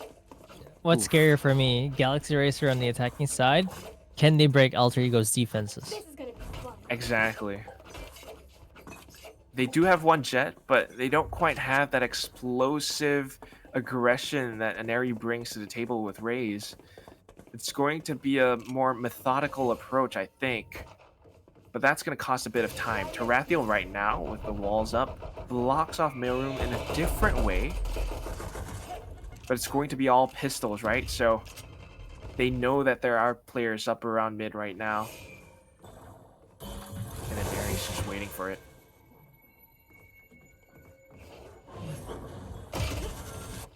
Ooh. What a way to start things off with the Ghost, but Tarathiel immediately swings back. It's going to be a 2-for-2 trade. And then the pushes come in from Garage. Numbers in numbers. Alter Ego Celeste just win. The frenzy is so filthy on split. Ayumi also used it on the first pistol round, and also got a triple kill on that pistol round, by the way. So Ayumi already with 19 kills on the board. 19 and 7. 15th century. It's just incredibly good. I mean, even looking at the approach, their defenses, the way that they're holding angles and positions, every time that someone drops, it's an equal trade. And that's just on the pistol round. Right now, they have the buys. It's double judge over by ramps. How the heck do you cross up? This You're is not gonna be able to disgusting, do dude. that. I think they see it. There's a sheriff though. So if Okay. Aya can get some distance, she might be able to get some headshots here if they do decide to push. Yeah. And it certainly looks like it. They were actually looking to aggress. What the heck is going on in a Yumi and an Ares fights? What are they doing? Oh, they go in for it. They actually get one, but immediately gets traded by Ivory. This is not That's bad. actually a And big punish. they would be able to pick up the judges as well, though, but the green light was lit, and they look to push in towards a heaven. Unfortunately for them, Tarathiel is there. With the Spectre, no less. Baby Alka, last one left alive. They know she's up by ropes, and she only has a sheriff. Oh. I feel like I've seen Tarathiel do so much work with just a Spectre. Yeah, in the previous half as well. And that's the thing about Alter Ego Celeste. Every single player steps up to the plate when necessary. Like I said, pistol round. If one falls, it's an instant trade. I mean, even if that one falls, they take at least one down with them. Always even. Only thing that's not even is the scoreline. 9-5. If they win this, that's the worst thing in the world for Galaxy Racer because this is their full buy round. They need to make this one count. Yeah, it's gonna be really difficult if they dig themselves. If they lose this round, which is the bonus round for Alter Ego Celeste. That's why they're playing this so carefully. This is incredibly intense, Marquis. Whew. It's a calm before the storm, right? Like you see the judges coming from Alter Ego Celeste. They have 1 Vandal, 2 Spectres, and they're just on a Sheriff there. They are still respecting Galaxy Racer though. But Aya opens That would things be up. nice. Margot gets taken down. It all comes down to whether or not they can nail their shots from heaven. Alter Ego Celeste trying to do what they can, but it's all a little bit too late. Spike will be planted on the B site, and of course, with all this time they're taking to rotate, Galaxy Racer will be able to set themselves in the post-plant positions. Here we go. Ayumi with the judge, looking for those close-range duels. She connects one on towards Ivory. Still has her dashes and updrafts. Goes back around the pillar. This wall might be a slow obstacle, but the updraft will work out nicely. But Baby Alka with the flicks upwards. Aneri tries to go back in, but thankfully, with the numbers, Galaxy Racer, the structural, methodical approach, and they just play out the odds. They needed that round because otherwise they'd just be building up the lead. A Celeste. That would have been a 5-round lead for them rather, if Galaxy Racer just gave up their rounds. It was really close, but Galaxy Racer hold on. Their economy is not in a good shape though. 2 of them won't be able to buy pistols, though Baby Aluka has the Blade Storm TM. I think it's still going to be difficult for them. Exactly. I mean, yes, Blaze Storms are cool, but we haven't quite seen Baby Alka pull off any crazy, fantastical plays with that TM buy just yet. Still, though, Aya will be able to start things off. The Leers come out, and they are looking to aggress in towards the A site. Control over Elbow hasn't been granted, though, and Ayumi's looking to do whatever she can with the Ghost. Immediately downs the Spike Carrier and dashes away. Her Blaze Storm is up now. This could be disastrous. Still looking scary for them. Blade Storm plus 3 rifles on A Celeste. They're gonna go for this retake. Oh my god. So it all comes down to how well they can hold the site. Utility on the side of A Celeste as well. They're going in for it. Trix trying to do what she can. Misses the shots though. It's gonna be Ayumi up from the top of that one corner. And then to Rathio from elbow. They just cleaned up there. Oh, was that important? I don't believe how clean these retakes are from Alter Ego Celeste. Look at this. They're all focused on Ayumi, but actually Tarathiel was there behind her, just taking all those kills. My god. I thought Tarathiel was up by elbow, but she was just right behind Ayumi. And that's not an easy fight because you think about it, Ayumi's on top, Tarathiel's below. How the heck you gonna flick your crosshair up and down all over the place? Most people flick left to right, keeping it at head height. This is ingenious. It was definitely great play from Alter Ego Celeste here. Galaxy Racer have a mountain to climb right now. And Tarathiel is going to make it even harder because Ivory gets taken down. There's no smokes now. You should run. Well, no smokes. Hopefully the lockdown will be able to push someone off. But they must know that someone's lurking in this corner. It's going to be Margot. And the lockdown is gone. The shots will confirm it, and there we go. Baby Alika will be able to find the opening pick, then the second as well. This is nice. 4v3 retake for GXR.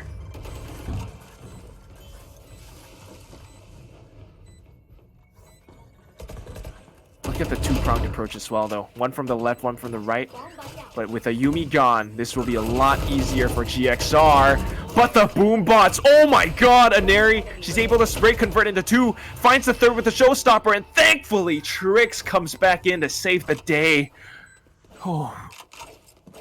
Trix is the one to stop the show instead, and Galaxy Racer getting closer and closer, but A Celeste still have a pretty comfortable 10-7 lead. Certainly comfortable. That's why you hear me panting. My heart can't take this. Galaxy Racer, every approach they take. I mean, it was already so scary with Ivory gone in the first few seconds of the round. They need to be a little bit more careful. And they need to make their executes a lot snappier, because once they actually make their way onto sites, once people like Baby Alka come online, it's just brilliant from them. This time, Alter Ego Celeste with the 4 spies. You still need to respect this. And it's still gonna be difficult. Ayumi with the musket, of course, Inari, Sheriff, and Tarathiel with the Spectre. And this is a very strong Mayo room setup as well. I mean, Inari will be able to get the first vision, and then Tarathiel's holding the off angle with an automatic weapon, the Spectre. Thankfully, Galaxy Racer will not be giving them that performance that they want. Instead, the spike is being delivered onto the A side, and this will confirm it. Nice low orb to stab anyone off from pushing in as well, past screens. But that Nano Swarm, those 2 Nano Swarms, is stifling them so much it allows for Inari to pick up 2 with the Sheriff? Oh, and Ayumi on top as well! No way! Galaxy Racer have no idea where to look! That's a third headshot from Inari. That Sheriff is really putting in the work. You can see why she's considered one of the, if not the best player in FSL, and that Sheriff has just done so much for Alter Ego Celeste. That was a forced buy from them, and they just stole around from Galaxy Racer off of that Sheriff. Absolutely stolen. I'm so mad, and I'm in disbelief. It looked good from Galaxy Racer. Tricks with the slow orb into screens should have been the play, should have been good. But then the Nano Swarms from Iceberg plus Inari, like you said, if she hadn't gotten those frags, that would have been a very different round. But she's the one to do it. She's Inari for a reason. And this is exactly why. Even on an eco, you have to be so careful about Alter Ego Celeste. And here it is, on the cusp of match point. Now with the operator in Ayumi's hands. Galaxy Racer on Sheriffs as well. This is just wrong. This is also wrong. Ivory thankfully able to make it a trade though, but Tarathiel just trades it right back. It's a 4v3 now. She's gonna res Inari here. Oh my god. Thankfully, Baby Alka trades it right back, but then the res comes in. Ayumi with the operator just says, "Hello, you did not know that I have this big stick in my hands. It's going to be good night very soon." Baby Alka, last one left alive. Can't quite connect it, and Ayumi just dashing away their hopes and dreams. That's strong mid control from AE Celeste. Like, I think that Trix didn't expect a third member to be there as well. So once she heard the rest from Tarathiel onto Inari, she peeked out to try and go for that double kill. But it was actually Ayumi that was watching that corner there. It's just, they have thought of so many different possibilities, Alter Ego Celeste. And that's why you're seeing all these positions. And now the double operator in towards mid. How the heck are you going to gain control over mid if you're Galaxy Racer? Just absolutely impossible. They're just styling right now, and this is match point. This is really scary right now. How are you going to push middle through the barrel of 2 operators? Just incredibly strong. That's why they're the 4-time champion. And they're going for a retake play instead. AE Celeste are willing to cede the site to Galaxy Racer.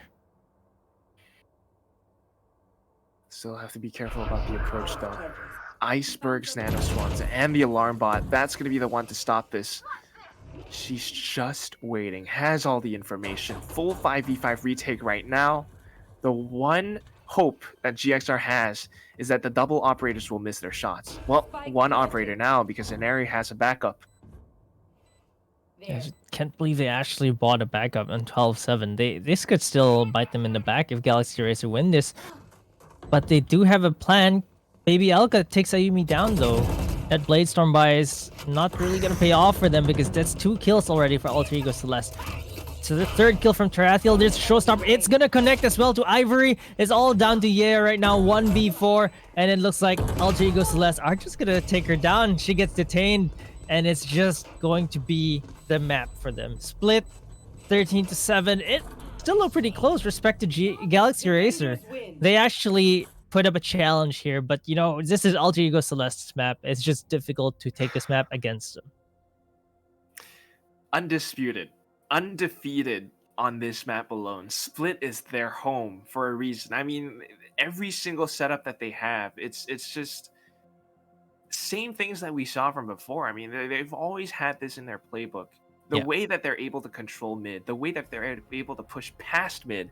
You watch a Yumi and a Neri do their thing. They buy the judges, and it's just you don't believe it. I mean, you expect teams to go in with, you know, rifles or maybe at the very Spectres least even. specters, exactly. But these girls, like we said before, man, they just turn this into an arena shooter. They turn this into Quake. They turn this into some other. I don't know, man. This is. You saw wow. Inari with those quick jumps into B side on the executes, just dashing across as well. Was a Yumi. It was just basically for them. It just I'm gonna cross the site and there's nothing you can do about it. In fact, I'm even gonna get a few frags of my own. Well, that said, I have to say though, Galaxy Racer, they might be one of the few teams that actually managed to push Alter Ego Celeste, you know, basically into round number 20. I mean, this is 13-7. It's right at 20, but other teams, yeah, we have seen games that have gone a lot faster when they go up against Alter Ego Celeste. Galaxy Racer were actually able to turn the first half into a 7-5. That is a pretty amazing feat on its own. It's not a win, but you're starting to see them improve, and there is that chance. There is a chance in the future FSL Valorant Opens that Galaxy Racer will be the team to dethrone Alter Ego Celeste. It's a rat race, and both sides, they're continuously pushing each other. It really looks like they're the second place team right now because they made quick work out of Magnifique today. And Magnifique were the ones who took down Kid My Orc and made it all the way to lower bracket finals. But Galaxy Racer made it look like a speedrun. They look like Alter Ego Celeste in that speedrun. Oh yes, I mean, we talked about it. You know, Icebox and Breeze 13-4, 13-3. It looks good, but how they stack up against Alter Ego Celeste will always be the question, especially in this best of 5 grand final. This was just split. 13-7 is not bad, but it's still not a win. So right now, Alter Ego Celeste leading 2-0. The next map is going to be Breeze, Marquis. What do you make of that? I think Breeze is probably the only map where I'm not too sure what Alter Ego Celeste can do or will perform, because it's a relatively newer map. We haven't really seen them play that often, but they are such a strong team that even against this is their map pick. So against Galaxy Racer, I think they're going to be ready because they're just so good right now, and I feel like they are feeling the momentum, and it looks to be a clean sweep for Alter Ego Celeste. Exactly. This is the map that they need. Galaxy Racer, they have to win this. It is 2-0 right now. If it becomes 3-0, that's it. But I think they look prepared on Breeze because of their performance against Magnifique. They even played this against other teams. Alter Ego Celeste, on the other hand, so far, only 3 rounds ever played on Breeze, and it's about a 50% win rate. They have not played it at all in this month. So will they be prepared? That is the question, but we'll only get our answers after this break. Again, this is brought to you by Intel as well as Yahoo, the Valorant Game Changer Southeast Asia FSL Valorant Circuit. Alter Ego Celeste versus Galaxy Racer on Breeze coming up next.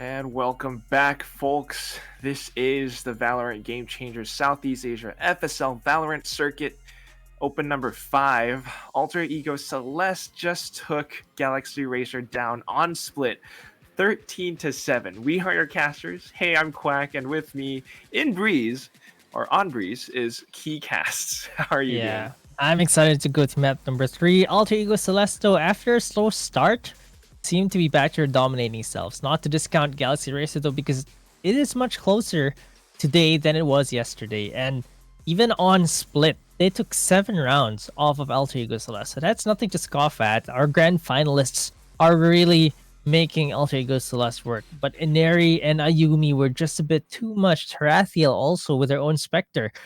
Don't discount Margot and Iceberg, by the way. Their combat score is just lower. It's because Ineri, Ayumi, and Tarathiel just took everything. Like, seriously, they didn't play badly. Look at the KDAs, it's still above 1.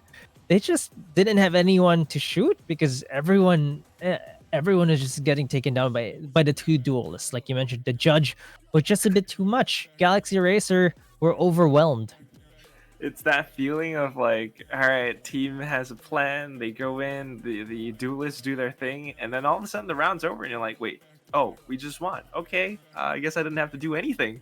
And that's just Inari plus Ayumi. When they're on this map, when they're on these duelists, you can expect this performance. We haven't seen a single team find a way to defeat them yet. Still, though, this is split. We see Galaxy Racer trying to pull off some nice adaptations. They're actually able to bring it to an even score in terms of objective wins. I mean, they have had defuses, they have had spike plants. In fact, they actually win out in terms of headshot percentage. Yeah, if you take a look at the damage done, I think that's what really shows how close it is. They're only down by a little bit above 10% in terms of the damage done, about 15% here. So Galaxy Racer, they are getting the shots in, but they're just not finishing the rounds. AE Celeste just a bit too much for them to handle. Just a bit, but it's still nice. I still believe in GXR. I mean, I'm rooting for all the teams, all the girls, all the players in the FSL Valorant circuit, but you got to root for the underdog. I want to see GXR actually pull off a win right now, and I think this map, Breeze, might just do it. It is their map pick after all, and I have to correct myself because before the break I said that Alter Ego Celeste, they have played Breeze for a total of 3 times. No, they've only played it 2 times, and out of those 2 times they only won once. So it's a very big question mark. But other interesting thing is that Alter Ego Celeste, they're starting on defense.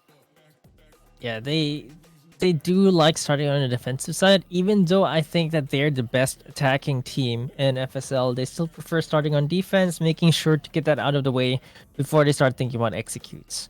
So Alter Ego Celeste on the defensive side, let's see if they are ready for whatever Galaxy Racer has planned, because this is Galaxy Racer's map pick. Yeah, I think Taywar as well as Illustrato, they actually told us. So Galaxy Racer, they kind of have this trump card in the form of Breeze. They've been practicing, they've been training on this, and they just don't want to reveal it too early. In fact, they keep trying to challenge Alter Ego Celeste on Icebox, actually. They managed to push it into 13-10. Unfortunately, it just wasn't quite enough, but you're starting to see these changes come into fruition. Question is, will that actually happen again on Breeze? Will they actually be able to defeat Alter Ego Celeste on Breeze? And I think the one thing that comes down to it is the agent compositions. I mean, any thoughts on this, Key?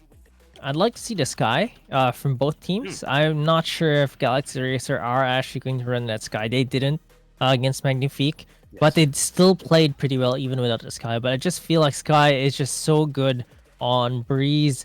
I think KO doesn't really work out here. I don't remember Alter Ego Celeste really running the Sky though, so I don't think we'll see Sky from both sides, but I do want to see it. Yeah, I would love to, because Sky is very strong. First of all, the blind. Second of all, you actually are able to get information along with that as well, and you can control how well it travels, and you're able to pull off fake flashes as well. That's something that we haven't quite seen in FSL Valorant Open, but that's also because we don't see Sky being picked all that much. But at the very least, I mean, we have seen Trix starting to go for that duelist role, going for Jet. She did it on Icebox. On Split, she went back towards a Sage. What do you think she's going to go for this time?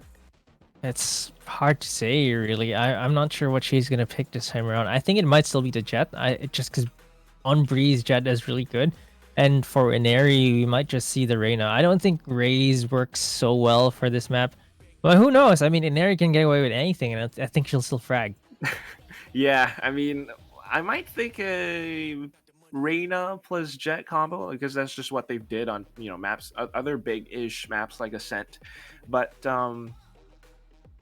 I'm very curious to think about the controllers because your smokes can be a very important tool when it comes to approaching sites. Of course, what we've seen from Galaxy Racer against Magnifique is that Yeya will go for the Viper pick instead Yep. of Ivory. So also curious, also interesting. But on the other side, Alter Ego Celeste, I think they tend to prefer Omen. Yeah, I think the Omen will likely be the one to come out. Margot, especially Omen specialist, I'd like to call her. Maybe they have some tech for Breeze this time around, but I think that from the looks of it, Alter Ego Celeste are defaulting to their comfort picks. We saw the KO earlier in the tournament, multiple times even, but it's not coming out today because they're really taking this grand final seriously. They are looking at Galaxy Racer and giving them a lot of respect Oh my for reaching the gosh. grand finals. It really is. I mean, respect as well as just be showing that sportsmanship. Even at the end of that game, that last round on Split, uh, who was it? Can't quite remember. I think it might have been Yeya who was detained, the Killjoy player. Yeah, they And could have knifed her. they could have done any number of things, but they just finished it off really quickly. And then it's like, we don't get to see it right now because we're casting from home and everything. But back then in the studio, we got to see the in-game chat, and they would often be so polite, typing GGs like, "Oh, you guys played well," and fun things like that. So these girls are awesome, but we're in it. It's a grand final. I really, really don't know what to expect, but it feels like both sides are just out for blood. Yeah, we're going to the agent selection pick right now. I saw the KO highlighted for half a second there, Iceberg, but actually quickly switches to the Sova. Inari hovering the sky. This would be a treat if Inari would play the sky. I mean, we've seen some players actually use the sky similar to a duelist. I think Inari can pull that off. A lot of question marks in my head. There is that potential. Oh, Oh, she's there we going in for it. go. She locked it in, and I think this is the exact agent composition that I face off. So just a little bit of background. I actually did uh, face off against them in a game of unrated for some reason on Breeze when the map first came out, and I had no idea that was Alter Ego Celeste, but they did play a composition that resembles this. There was a Sky, there was a Viper. There was a Sage as well, and they completely demolished me. I don't know if that's going to happen again this time because tricks on the Jet, the rest of the team, this is the composition that they picked against Magnifique. This is what they trained for. If everything goes according to plan, this should be Galaxy Racer's map. Hey, Margot is on the Viper, so actually that's an interesting tech. Like you mentioned, her comfort pick is the Omen, but she's actually on a Viper this time around. And Baby Aluka gonna be in that Sova. We saw this before for them. Aya is gonna be the one in the Duelist. Well, Aya with Reyna, they're swapping their roles around a little, which might be a little bit curious, but they've made it work before. They certainly could do it again. Only thing is, will it be the same result when they face off against a team like Alter Ego Celeste? So against Magnifique, they actually did make it kind of a speed run, if you want to call it that. 13-4 was the score, and they just absolutely demolished them. I mean, that's how Galaxy Racer can play when they are that prepared. You see their approaches to games. You see how they uh, push their way into sites. It's very methodical. It's not just blind rushes, and that's not what they do.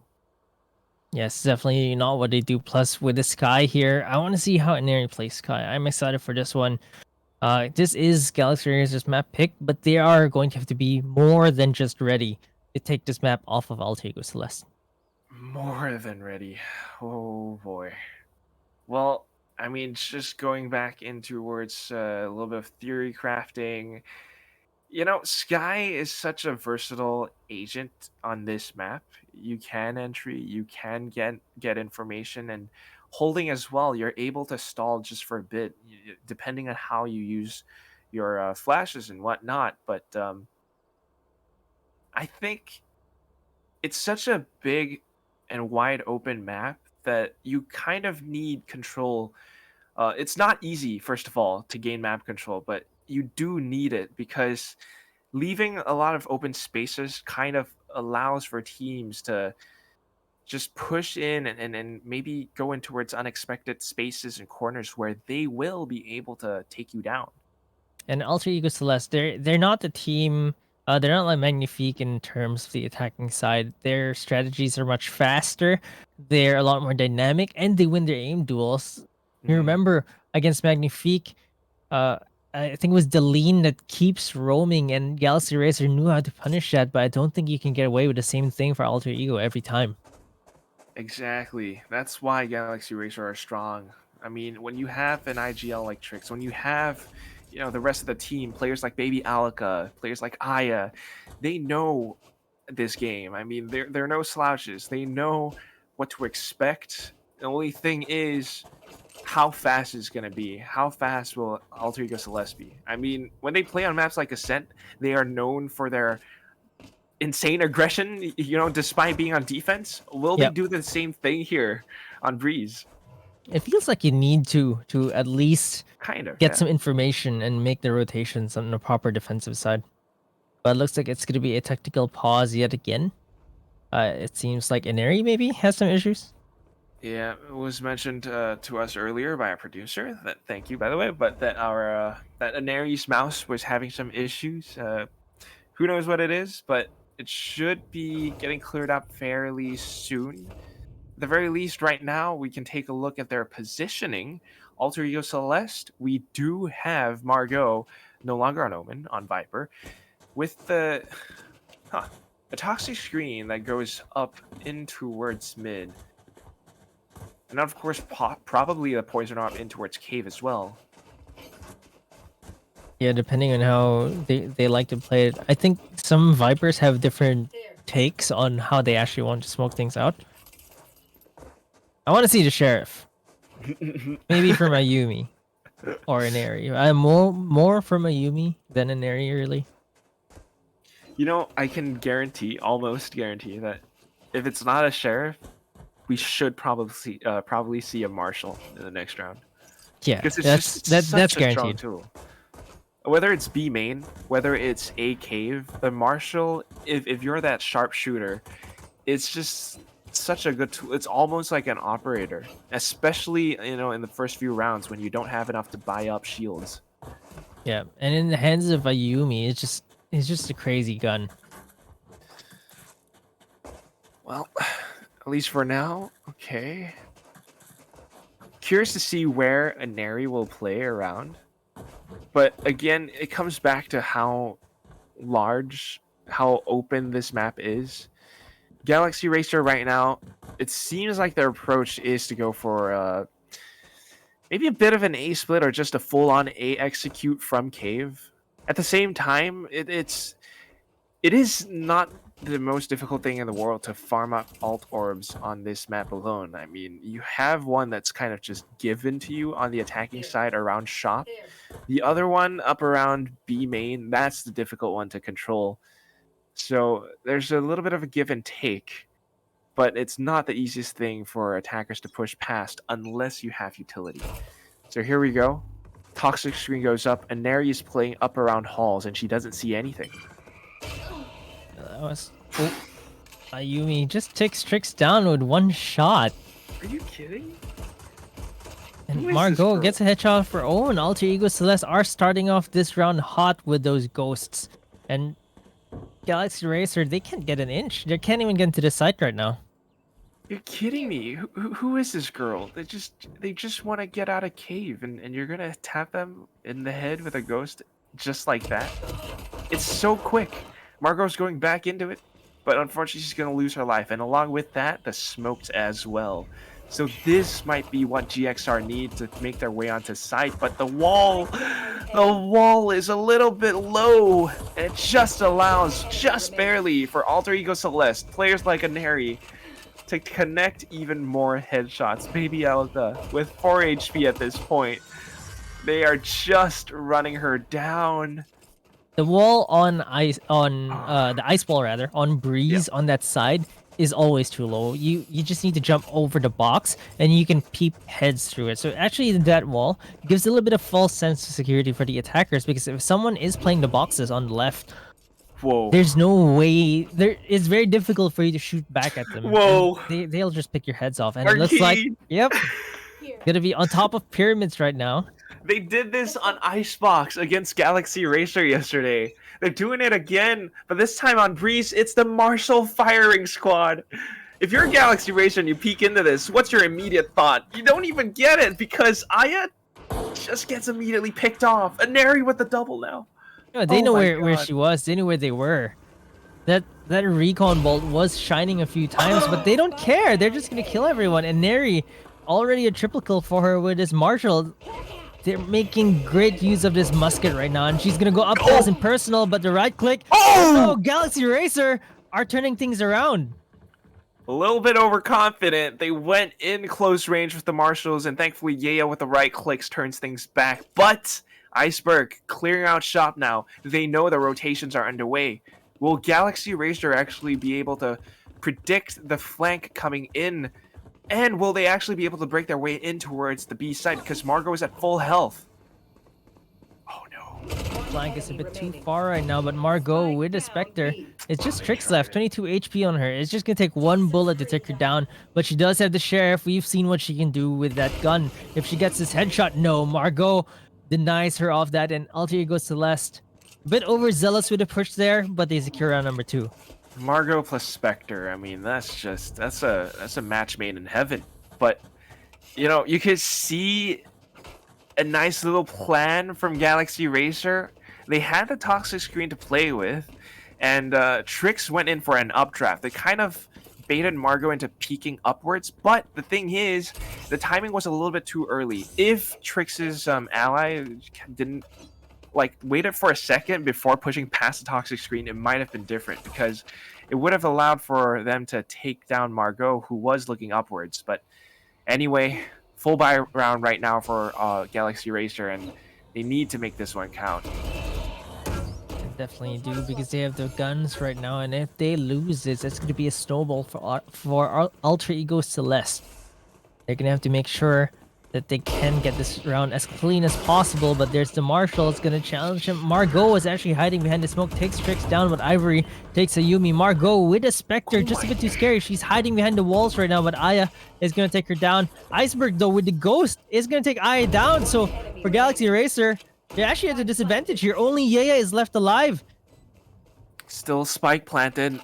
It's a little bit of an advantage, but Iceberg just gets healed up. 2 players to deal with, and they know exactly where Yaya is. She's hoping to play this post-plant, but it's not going to be the easiest thing in the world. In fact, slowing her down just makes things worse. She goes in and unfortunately doesn't connect her shots on towards Iceberg. Not even a fight. And Alter Ego Celeste pick up the bonus round, Marquis. The bonus round. Yeah, that's exactly what we wanted them to avoid. The Alter Ego Celeste snowball for Galaxy Racer. I'm not even sure to have enough for a buy this round. At least not a full buy. It's going to be a little bit of a broken buy. Oh, man. Alter Ego Celeste, girls, what are you doing? This is off script. It's supposed to be a 2-1. What are you guys doing? But, again, it just shows how strong they are. Even coming down to it, the executes go in. Margot was such a pivotal player, just playing around that toxic screen on the B site, with her Spectre even. This time, she's going back towards A, and then the operator sounds off. If you're Galaxy Racer, I don't see you pushing into this at all. They're still looking to go for it, though, and Trix just immediately gets slapped down. Seekers are prepped up and ready. As soon as they hit it, it's going to be disastrous. Hawk goes in, she pushes past the poison orb, but double sheriffs, double kills. It's a 3v3. Yeah, they're still making Alter Ego still a sweat. There's the gun on Yeya as well, so with the Vandal operator on Aya. So they actually just might be able to make this work if they can get the frags. One enemy remaining. Can they get the frags? That's the question. Viper Spit might have gone up, but they immediately lose control over Cave. All thanks to the clearing out from Margot as well as to Rathiel. Just so incredibly strong.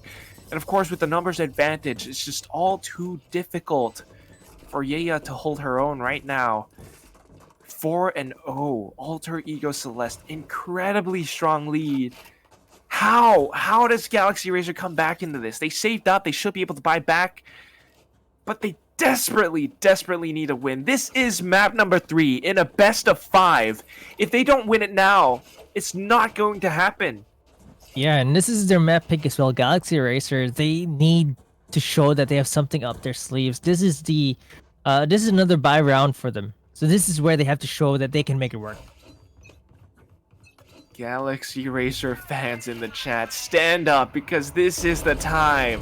Operator again, this time from mid, just absolutely denies any form of control whatsoever. Baby Alka narrowly dodges one shot, backs away. Viper Spit just locks out B. Their only options are to deal with this operator somehow or go in towards A. And their position isn't very good. They can't even get out of this B hall from cannon. They're still wary that someone is at mid watching them. Not just anybody as well, it's Neri. Ayumi now positioned up towards Nest. A nice little res, but will it be enough though?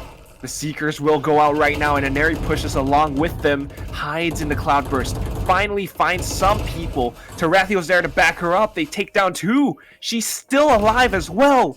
Oh my god, even better. The second headshot. Hawk comes out. The 2 players remaining on GXR are so lost. They're stuck. Ivory manages to find a little, but then Ayumi just comes in with the knives. This is so strong from Alter Ego Celeste. A 5-0. Still unstoppable. Galaxy Racer, that was a full buy for them yet again. Are they gonna have to save? I'm just really scared right now. They're gonna force buy though, Galaxy Racer. They're gonna have some light armor rifles for everyone except Ivory. But man, what can I say here? They're just dominating. Alter Ego Celeste. This might just be a 13-0. I don't know. They're on pace for it right now. No way. Okay, Ivory is able to find one more, but the real problem is Ayumi.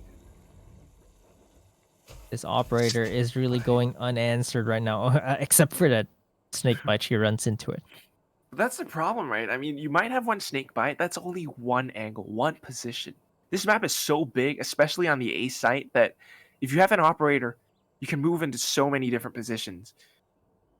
One thing that I can think of would be a smoke, a toxic screen, something that obscures the vision from Ayumi. She won't be able to see anything, and then you're able to play around that. Hopefully that works, but here we go. They may get a trade in towards halls.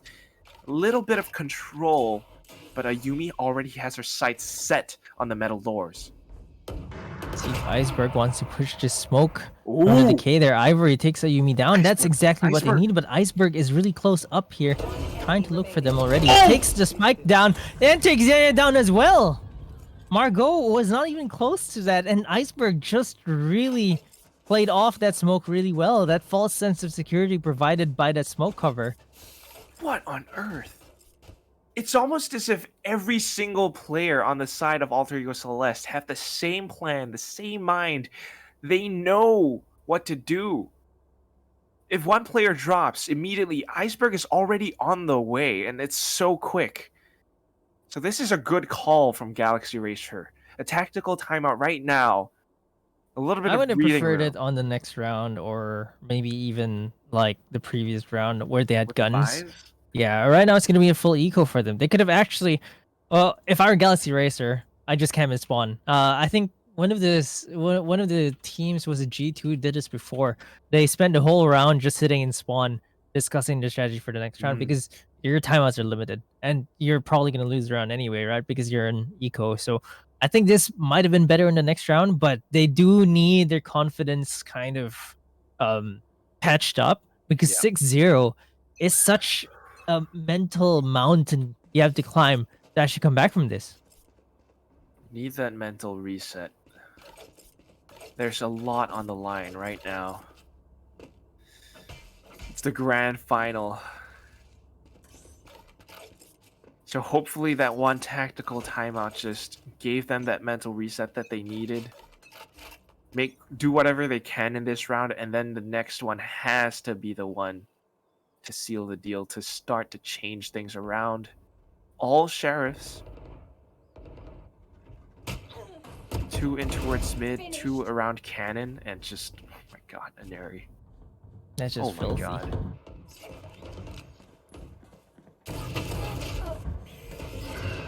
Still going into it again.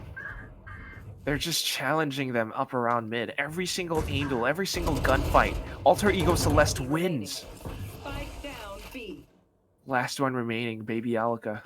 Up around elbow. I have the spike. Able to pick up a Vandal as well as the spike. It's not impossible.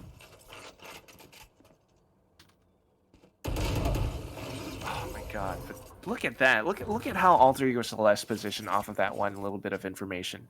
Once they knew that Baby Alka was up around elbow, the positioning, Aneri went in to just hold the angle. 2 players in towards B on different positions as well. Just how? How do you play around this? Yeah, is it the fatigue we're seeing maybe? This is their 5th map after all for True. Galaxy Racer, but those first 2 maps against Magnifique were pretty quick, but Alter Ego Celeste just look nigh unstoppable right now. Get out of my way. Oh, now this time they're going with the aggression. Oh my god, they just want to shut them down. Trix is mad though. Double kill with the Blade Storm. This is time to stop this madness, but Tarathiel! What? What a burst! Takes Trix down, and all that's left is Yaya. 1v3. That was really just disgusting. Being able to push up there and taking 3 down, that's just absolutely amazing. That was a confidence check for Alter Ego Celeste.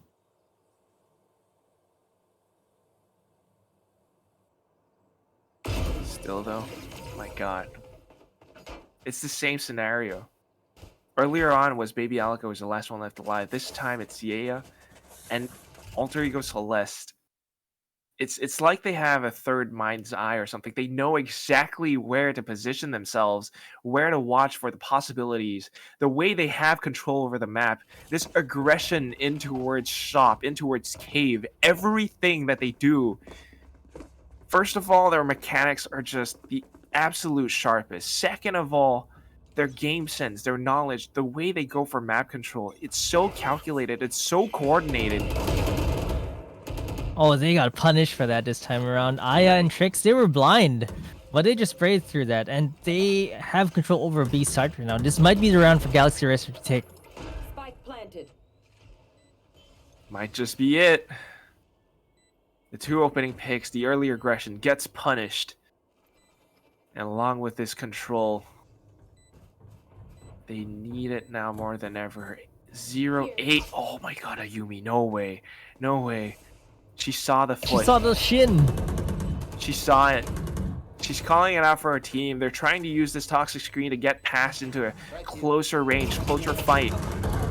But the sprays come past. And you know what? It's going to be Aya with the triple. Finally, the op gets downed. And Galaxy Racer with 1 round on the board.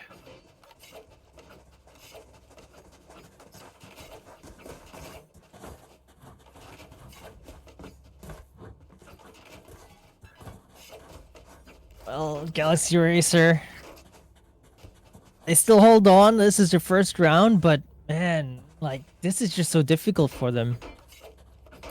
Never give up. This is your map pick. Never give up. 1-8. Yeah. Crazy. Very difficult. But come on, Galaxy Racer. Look at how they're spraying past the smokes right now, the poison orbs.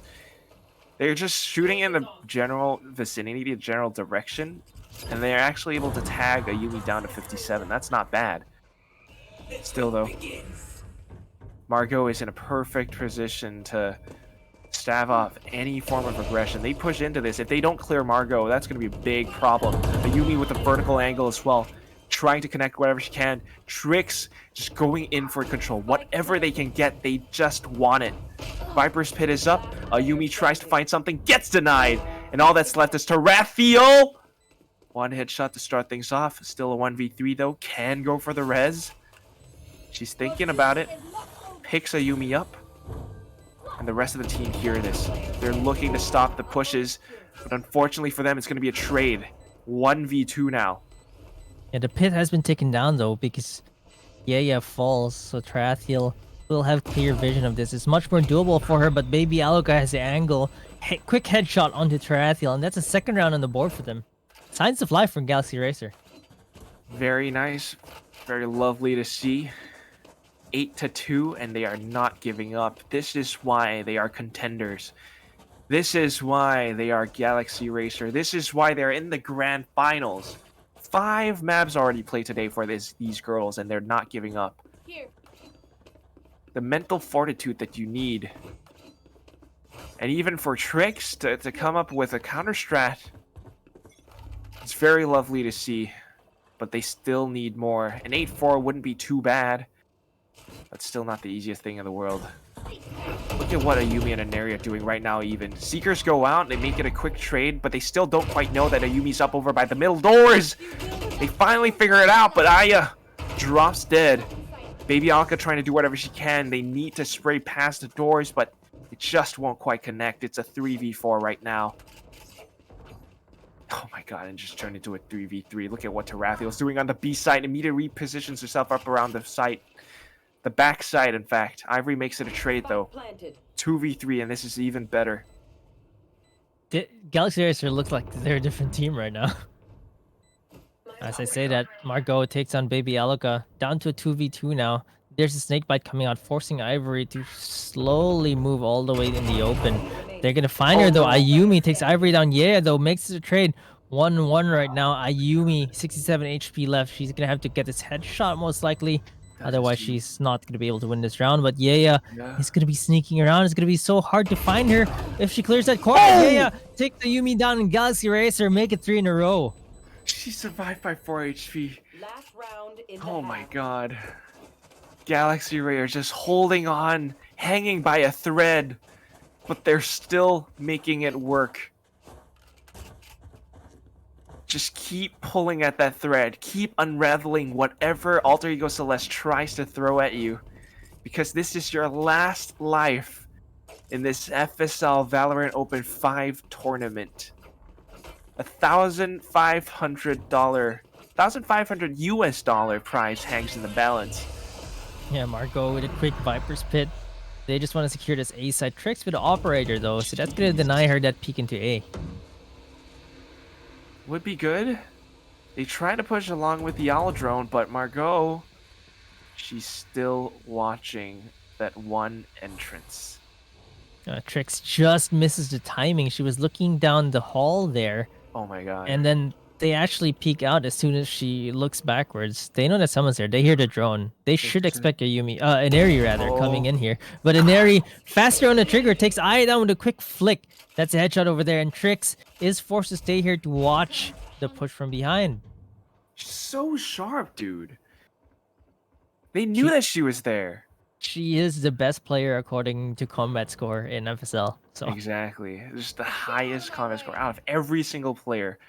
And right now, positions-wise as well, they get so much information. They hear the push in towards B. Ayumi actually saw Ivory back there. Look at how Alter Ego Celeste are circling around the Galaxy Racer players. They are sharks. It's a lineup. Oh my god. 2 Hunters Furies back at each other. This is an anime duel. Ayumi just dashes in and closes it out. Oh my god. 9-3 at the end of the first half. Yeah, that's just too overwhelming. The Hunter's Fury, the dashes, they had no answer there. And the flank from Ayumi just really put a damper in their plans. This is, oh my god, this is like Dragon Ball Goku versus Vegeta, and they're throwing the freaking Kamehameha and the Gallic guns at each other. Yeah, it's just insane. But let's see. Galaxy Racer, On the they, defense? yeah, defensive side, they've polished their attacking side, but AE Celeste were just too strong on defense. Let's see if they can hold the onslaught from AE Celeste, though. A different toxic screen from Yaya. This one just closes off mid completely. A cave is open, but she's banking on a poison orbs to do all the work. One snake bite as well. Might be good, but it all comes down to how she times it. A little bit early, I would say, but minute 30 burns it down to about maybe minute 25, minute 20. Still though, control over Halls just gives Alter Ego Celeste this big split push. And Baby Alaka has to be worried about the stairs position. Aneri goes in for it, doesn't even need it. Tarathio's there to back her up. It's all down to Trix and Ivory. I prefer this wall setup from Viper. Standing. Jeez. It's gonna be down to Trix with a frenzy. They're a bit low though, so Margot might be able to get taken down. Yeah, she gets taken down to dash away, hides into the cubby, uses the smoke to reposition. If she finds an area here, See ya. she might just get more. Nice. How much time does she have left, though? That's the question. Not really much time. At the very least, take as much duels as you can. It's 100 credits per kill. 200. Oh, 200. Yeah. But not even. Clearly, you're not getting enough frags, Kentrell. Thank you. Yes, I'm not. I'm not the economist. So I don't have every single number in my head, but the numbers that I do have are 3 and 10. Galaxy Racer. This will be, or potentially be, a 3-11. Yeah, this is just going to be the second round for them. Trix made it expensive, though. She made it a bit dicey, which allows her to get a gun, by the way. Oh, Bucky. Okay, they're full forcing here on the side of Galaxy Racer. My God.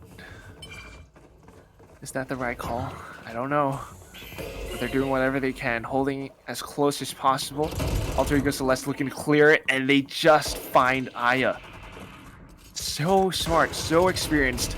Kind of let Yaya slip though, and allows for Baby Alaka to find one more. We're into a 3v3, and this is not the worst thing in the world for Galaxy Racer, but Ivory, oh, Ayumi misses, dashed into the wrong corner, and now it's a 3v2.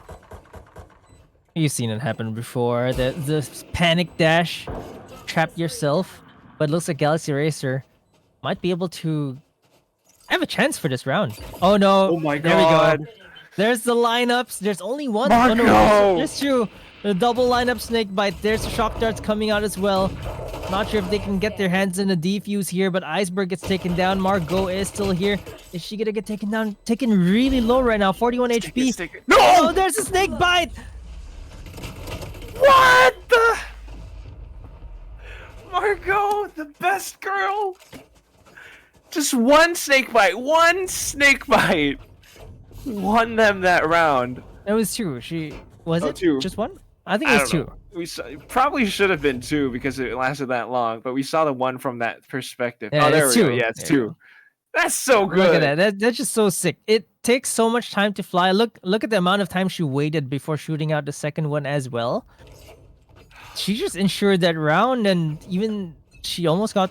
Did she get taken out there? Revealing area. I think almost.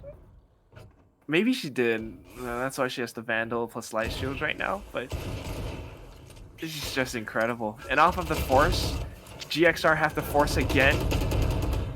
Now AEC are just doing that SWAT team thing. They go in, they execute, they kill every single person on site. And all of a sudden, the slow rotates. Over from mid, over from B. It's not enough. It's not enough. Like, Yumi just goes in and takes one more name, kicks butt. And of course, the remaining players are up around mid. It's just a matter of time. Look at all these bullets flying all over the place. Devastation, execution. Every single player just drops dead. It's not even a battlefield anymore. It's a graveyard, Marquis. It's 12-3. It's match point. I don't think Galaxy Racer have the guns either. They forced every single round. Oh, God. No, they don't. Match point. Tournament point. They lose this round, and that's it. They go home with only second place. Alter Ego Celeste just absolutely so strong right now. And the executes are looking to happen, but GXR just pushed right into them. Thankfully, Baby Alika's there to trade one off. It's a 3v3 right now. But Inari in towards shop. This is dangerous. Margot takes Ivory down though, so it's now down to 2v3. I don't know if Galaxy Racer can hold on to this, but they do have 2 rifles on them. Cave and shop. The spike is getting delivered over onto B though. That's the biggest problem for Galaxy Racer right now. Aya peeks into it. Inari with the lurk will catch her. And Baby Alika none the wiser, still on the A site. 1v2. One thing that we can say is that she has every single bit of utility that she has. That doesn't really help so much as a solo 1v2 Sova. The recon bolt maybe, the shock dart not so much. Because it's really difficult to tell where they actually are. She doesn't know, she's not sure if there's anyone on site. She's gonna try to tap that. There's a flash coming out, looks away, and Inari is just gonna end things. And Alter Ego Celeste, 5 opens in a row. How crazy is this? They've just been dominating the goddesses of FSL. You know what? I said that they could probably just do whatever they want. They can test something for Open 5 and get away with it because they qualify for Elite. But I think right now they just want to finish the clean sweep. Imagine winning FSL Opens 1-6 and maybe even Elite. Right now, Galaxy Racer have been maybe the closest team, and Kid My Orc between these two, they made AE Celeste really work for their maps. But man, AE Celeste are still in a league of their own, and they're just too strong right now. It really shows. I mean, every single play, every single rotation, every single kill, it's so sharp, it's so on point, and it's just they're in a league of their own, like you said, and that's why the 5th champion 5 times in a row, FSL Valorant Open 5, it's going to be Alter Ego Celeste. Galaxy Racer starting to come back into it. They said that Breeze was kind of their trump card. They were practicing. They did, basically destroy Magnifique on this map. But when it comes down to it, Alter Ego Celeste, aside from this one win, if we take a look at their complete run, I mean, I'm gonna do it with Tanya later, but every single map they've won in this entire FSL. Yeah, they didn't. It was a perfect run for them this time, right? Perfect, absolute perfect. That is insane. These girls are just too good, too good. Yeah, the only close map was against Kid My Orc where they went to triple overtime, but even then they took that away, and it's still perfect playoffs from them. Alter Ego Celeste, what a dominant run from them, and of course all the players really showing up.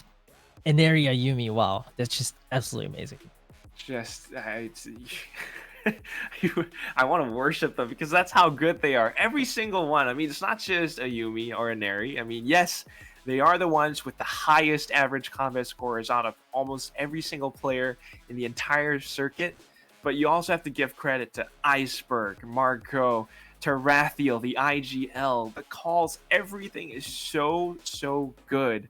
Galaxy Racer, they're getting there. They are getting there, but they just need that extra push, something to push them over the edge to meet Alter Ego Celeste par to par. Yeah, definitely. We're starting to see again, I said this before, level of competition increase, and Galaxy Racer, they're getting closer. Well, aside from that, though, I mean, we're going to go for a quick break real soon, and then after that, it's back to the panel to wrap things up. But do you have any closing statements, Key? Alter Ego Celeste domination. That's all I can say. There it is.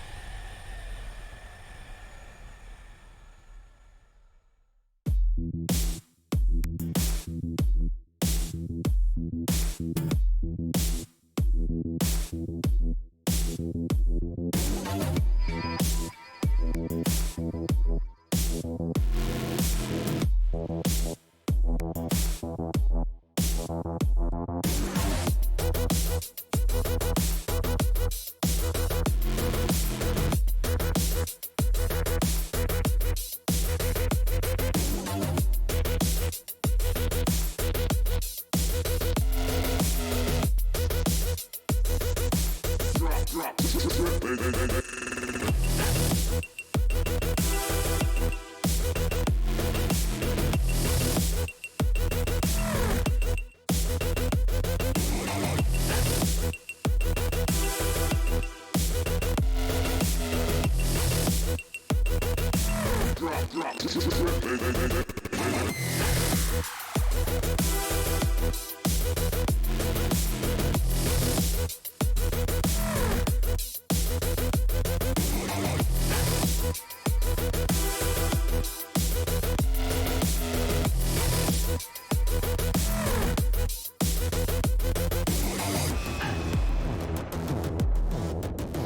they're holding. They've got Spectres as well, but Ayumi says, who cares? I'm gonna shoot you. I'm gonna go into your for long. Vipers, Toxic Screen goes up as well, but right now Ayumi just being so sharp goes in with Play Storm. She finds one, finds two, dash. Sneaking off the spike here. Ooh. Oh! Last That player might have cost standing. us. Aya! Quadra for What a Aya! sheriff! She might complete this ace if she gets his headshot onto Iceberg. It's gonna be an ace for her. She has time to. It's going around the Rosie. She spots Iceberg. With a tap. Gonna come down. Oh my God! Iceberg! And now she pulls it off. She goes in, but Iceberg just slam dunks onto her. And Galaxy Racer. She's going in for the defuse. Does she have? Yes! She might have gotten the spike down, but in this 1v4, it's not going to be an easy task at all. Makes it slightly easier. Here's Trix and backs off. Tries to get the second, and she will. Has They her can't Play Storm do up these as well. 1v1s. She picks it up. But she's going in for the defuse. Oh, that knife would be good. Goes in for the right click, misses, tries to dash away. Oh, I'm trapped all over the place. Tricks. Just nigh unstoppable right now. Get out of my way. The aggression. Oh my God, they just want to shut them down. Tricks is mad though. Galaxy Racer might be able to have a chance for this round. Oh no! Oh my There we God. go. There's the lineups. There's only one. Marco. Oh no, there's two. The double lineup snake bite. There's the shotguns coming out as well. Not sure if they can get their hands in a defuse here, but Iceberg gets taken down. Margot is still here. Is she gonna get taken down? Taken really low right now. 41 HP. No! Oh no! There's a snake bite. What the? Welcome back to the very last panel of today. VCT Game Changer Southeast Asia FSL Open 5 playoffs with I'm Tanya May and I'm just wondering, Control, hey I'm Quack, why were you laughing so hard? I mean, hear your own voice in the highlights and then just reliving those emotions of like watching Margot. You saw her pulling out the snake bite. You knew it was going to be a post-plant play. It was definitely going to land on the spike. And it's just that, like, oh, why give GXR a chance? That was so sneaky, and I'm sure that will inspire everyone to start playing Viper on Breeze and start doing that. But that was a perfect run by Alter Ego, and they did not drop a single map at all. The grand final was the 3-0, and again we keep saying like teams come close, and in this case the closest that Galaxy Racer got was on Icebox. Yeah, surprisingly that was the closest one. I mean, 13-10 was how it went, as opposed to I can't even remember, but it was a lot quicker yesterday when they did play Icebox. GXR, you know, they did their homework. They had a lot of nice adaptations, but it still just wasn't enough. I mean, they did everything that they could. Trix even swapping over onto an agent like Raze, and she was calling out of her mind for her team. They had so many different strategies to actually approach this, but unfortunately, when it came down to aim duels around the A site, Alter Ego Celeste just win it out completely. I mean, look at the kill-death ratios. You're even going to see the headshot percentages pretty soon, probably. Yeah, and really Alter Ego Celeste, they are the ones who not only got the being sharper than the rest and getting off the shots, but I really like that they adapted. So even though they lost the first 4 rounds on defense, I guess we'll just put it that they needed time to warm up. But when it really got going, you know, and they needed to adapt, you see things like suddenly the Jet takes a an angle on the side instead of a long angle on the off, and suddenly a Yumi is there in your face. It's like they tend to do these really small adaptations that just catch Galaxy Racer off guard. Absolutely. I mean, it's really really tough if you're on the side of Galaxy Racer to react to these because it happens so suddenly, so quick that unless you have a set plan, like a contingency somewhat, you're not quite sure what to do. All you can think of is your own perspective, like tunnel vision, and you're going in, okay, I know there's a player here, I need to deal with them somehow. And oftentimes what you see happen is they try to peek in towards the Alter Ego Celeste players, and then they get destroyed because Alter Ego Celeste, they are just, it's like a trap that they've set for them. And not to mention that they kept going to B on Icebox whenever they attacked, and they just repeated it again and again and Oh, again until an op was bought by Galaxy Racer. But it's like, to me, that was like mind games, you know? Like, you keep doing the same thing over and over until it stops working. Exactly. It's operational conditioning. They want you to think and then they change it at the last second. It's just so Exactly. smart. But I mean, two incredible plays on Icebox. I'll never forget those because the 1v5 from Aya was absolutely incredible. I mean, it started off with the Sheriff. She managed to pick up a Vandal, and then she got the final kill as well. On the other side, though, as well, I mean, a Yumi, 1v4, and she managed to do every single thing. I was I was at a loss for words when that happened. I really I think was. everyone was. But it's also props to both teams where you get these like really huge highlight plays, you get these huge clutch plays, and yet when you see them reset for the next round, you know, their mindset is there. The in-game leaders that we talked about definitely doing a lot of work. And as we look at map 2, that this was on split, we actually expected this to go a lot closer. Yeah, I think Split, Marky and I were saying, because we have been casting FSL Valorant, um, Alter Ego Celeste, this is one of their maps that they're very, very strong on just because of a Neri plus a Yumi's playstyle. The way that they're actually able to break into areas like on B, the mail room, or B Heaven, they just dash in. I mean, long hair, don't care. I use my satchel, I blast back in, I use my judge. Everything that they throw at GXR, if left unchecked, it's a very big problem, which is why it's huge props to an IGL like Trix to play Sage instead of a duelist. And then she's able to pull off a few counter strats where she had the wall up on Mailroom instead. And it actually worked for a bit. Unfortunately for them, though, Alter Ego Celeste just have strats on top of strats. I mean, if B doesn't work, if mid doesn't work, they can still go to A. And look at the headshot percentage. I mean, does being like taking on the judge means that you now have to attack their bodies, and therefore Galaxy Rachel actually got a higher percentage of headshots this time around. I think that's actually 100% true. That's probably why. But, not to discount GXR, they were incredibly sharp too. But at the end of the day, it's just the 11-5 frag wins. It just shows that, Alter Ego Celeste, they have a very good idea of what they want to do, and they're actually able to execute it. I mean, they probably dry run, rehearsed it on their own time in custom games with scrims as well. And when it comes down to it, they win those gunfights, those duels. GXR are great at aiming as well, but sometimes it's just they're that one little step ahead. And they looked a little bit more coordinated on split because it is their playground, but nonetheless, halftime was 7-5. So we didn't expect Icebox to be that close. Maybe we thought split, Alter Ego Celeste might have had a much higher advantage, but Galaxy Racer kept it really tight. Yeah, Galaxy Racer, I have to say, I mean, taking my hats off to them. On defense, on split, Trix and everyone else, there was that one round where they had 3 players up towards mid. I think it really changed everything. I mean, if not for those plays, if not for those counter strats that Trix thought of, 7-5 might not have been possible and the game would have been over a lot quicker.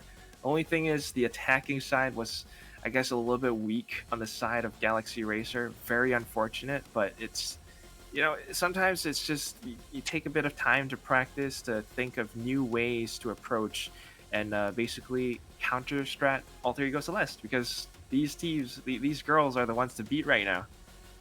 And they definitely tried that on Breeze because Breeze is the biggest map and the ones that really we see teams experimenting so much on. Alter Ego Celeste started on defense with one duelist and two initiators, whereas Galaxy Racer opted for that two duelist comp. Hmm. I mean, And yeah, two duelists. It's something that they were familiar with. That's what they used against Magnifique, and they actually defeated mm, them really swiftly. But on the other side, Alter Ego Celeste. I mean, whether it was on defense, whether it was on attack, it's just they had very clear plans in mind. I mean, the way that they approached the sites, the way that they took the duels, especially with the marshals, which is something that's very new in episode 3, but they're just incredibly strong. I don't know what else to say. but interestingly, the headshot percentage still going to the side of Galaxy Racer here. And it was quite reflective of their previous series where we saw them get a lot of picks on defense also with that one shot headshot, just trying to get the numbers down and thinning out their opponents. But of course, AEC winning in every other aspect here, damage wise, frag, as well as objectives. Yeah, almost everything. I mean, I think when it comes down to it, sometimes there is that little bit of fatigue. This was the 5th map of the day Yeah. that Galaxy Racer were playing. Aside from that, Alter Ego Celeste, they were watching them play it. They were studying them. They were, able to. They were warmed up and ready. I mean, when it came down to the first half, second half, pistol rounds, they win every single time. And that just gives them a huge lead in terms of momentum because they're able to buy up on the next round. They feel very confident. They're always pushing into them. I mean, even on defense, Alter Ego Yeah. Celeste just they don't get the That memo. It's like, nah, That's it's okay. classic also Ego Celeste. You know, the moment that they know that they have the snowball, the moment their confidence reaches a certain level, they're gonna push out on defense. They're all just gonna be there. Same like what they do on Ascent and same like here Oh on my Breeze. god.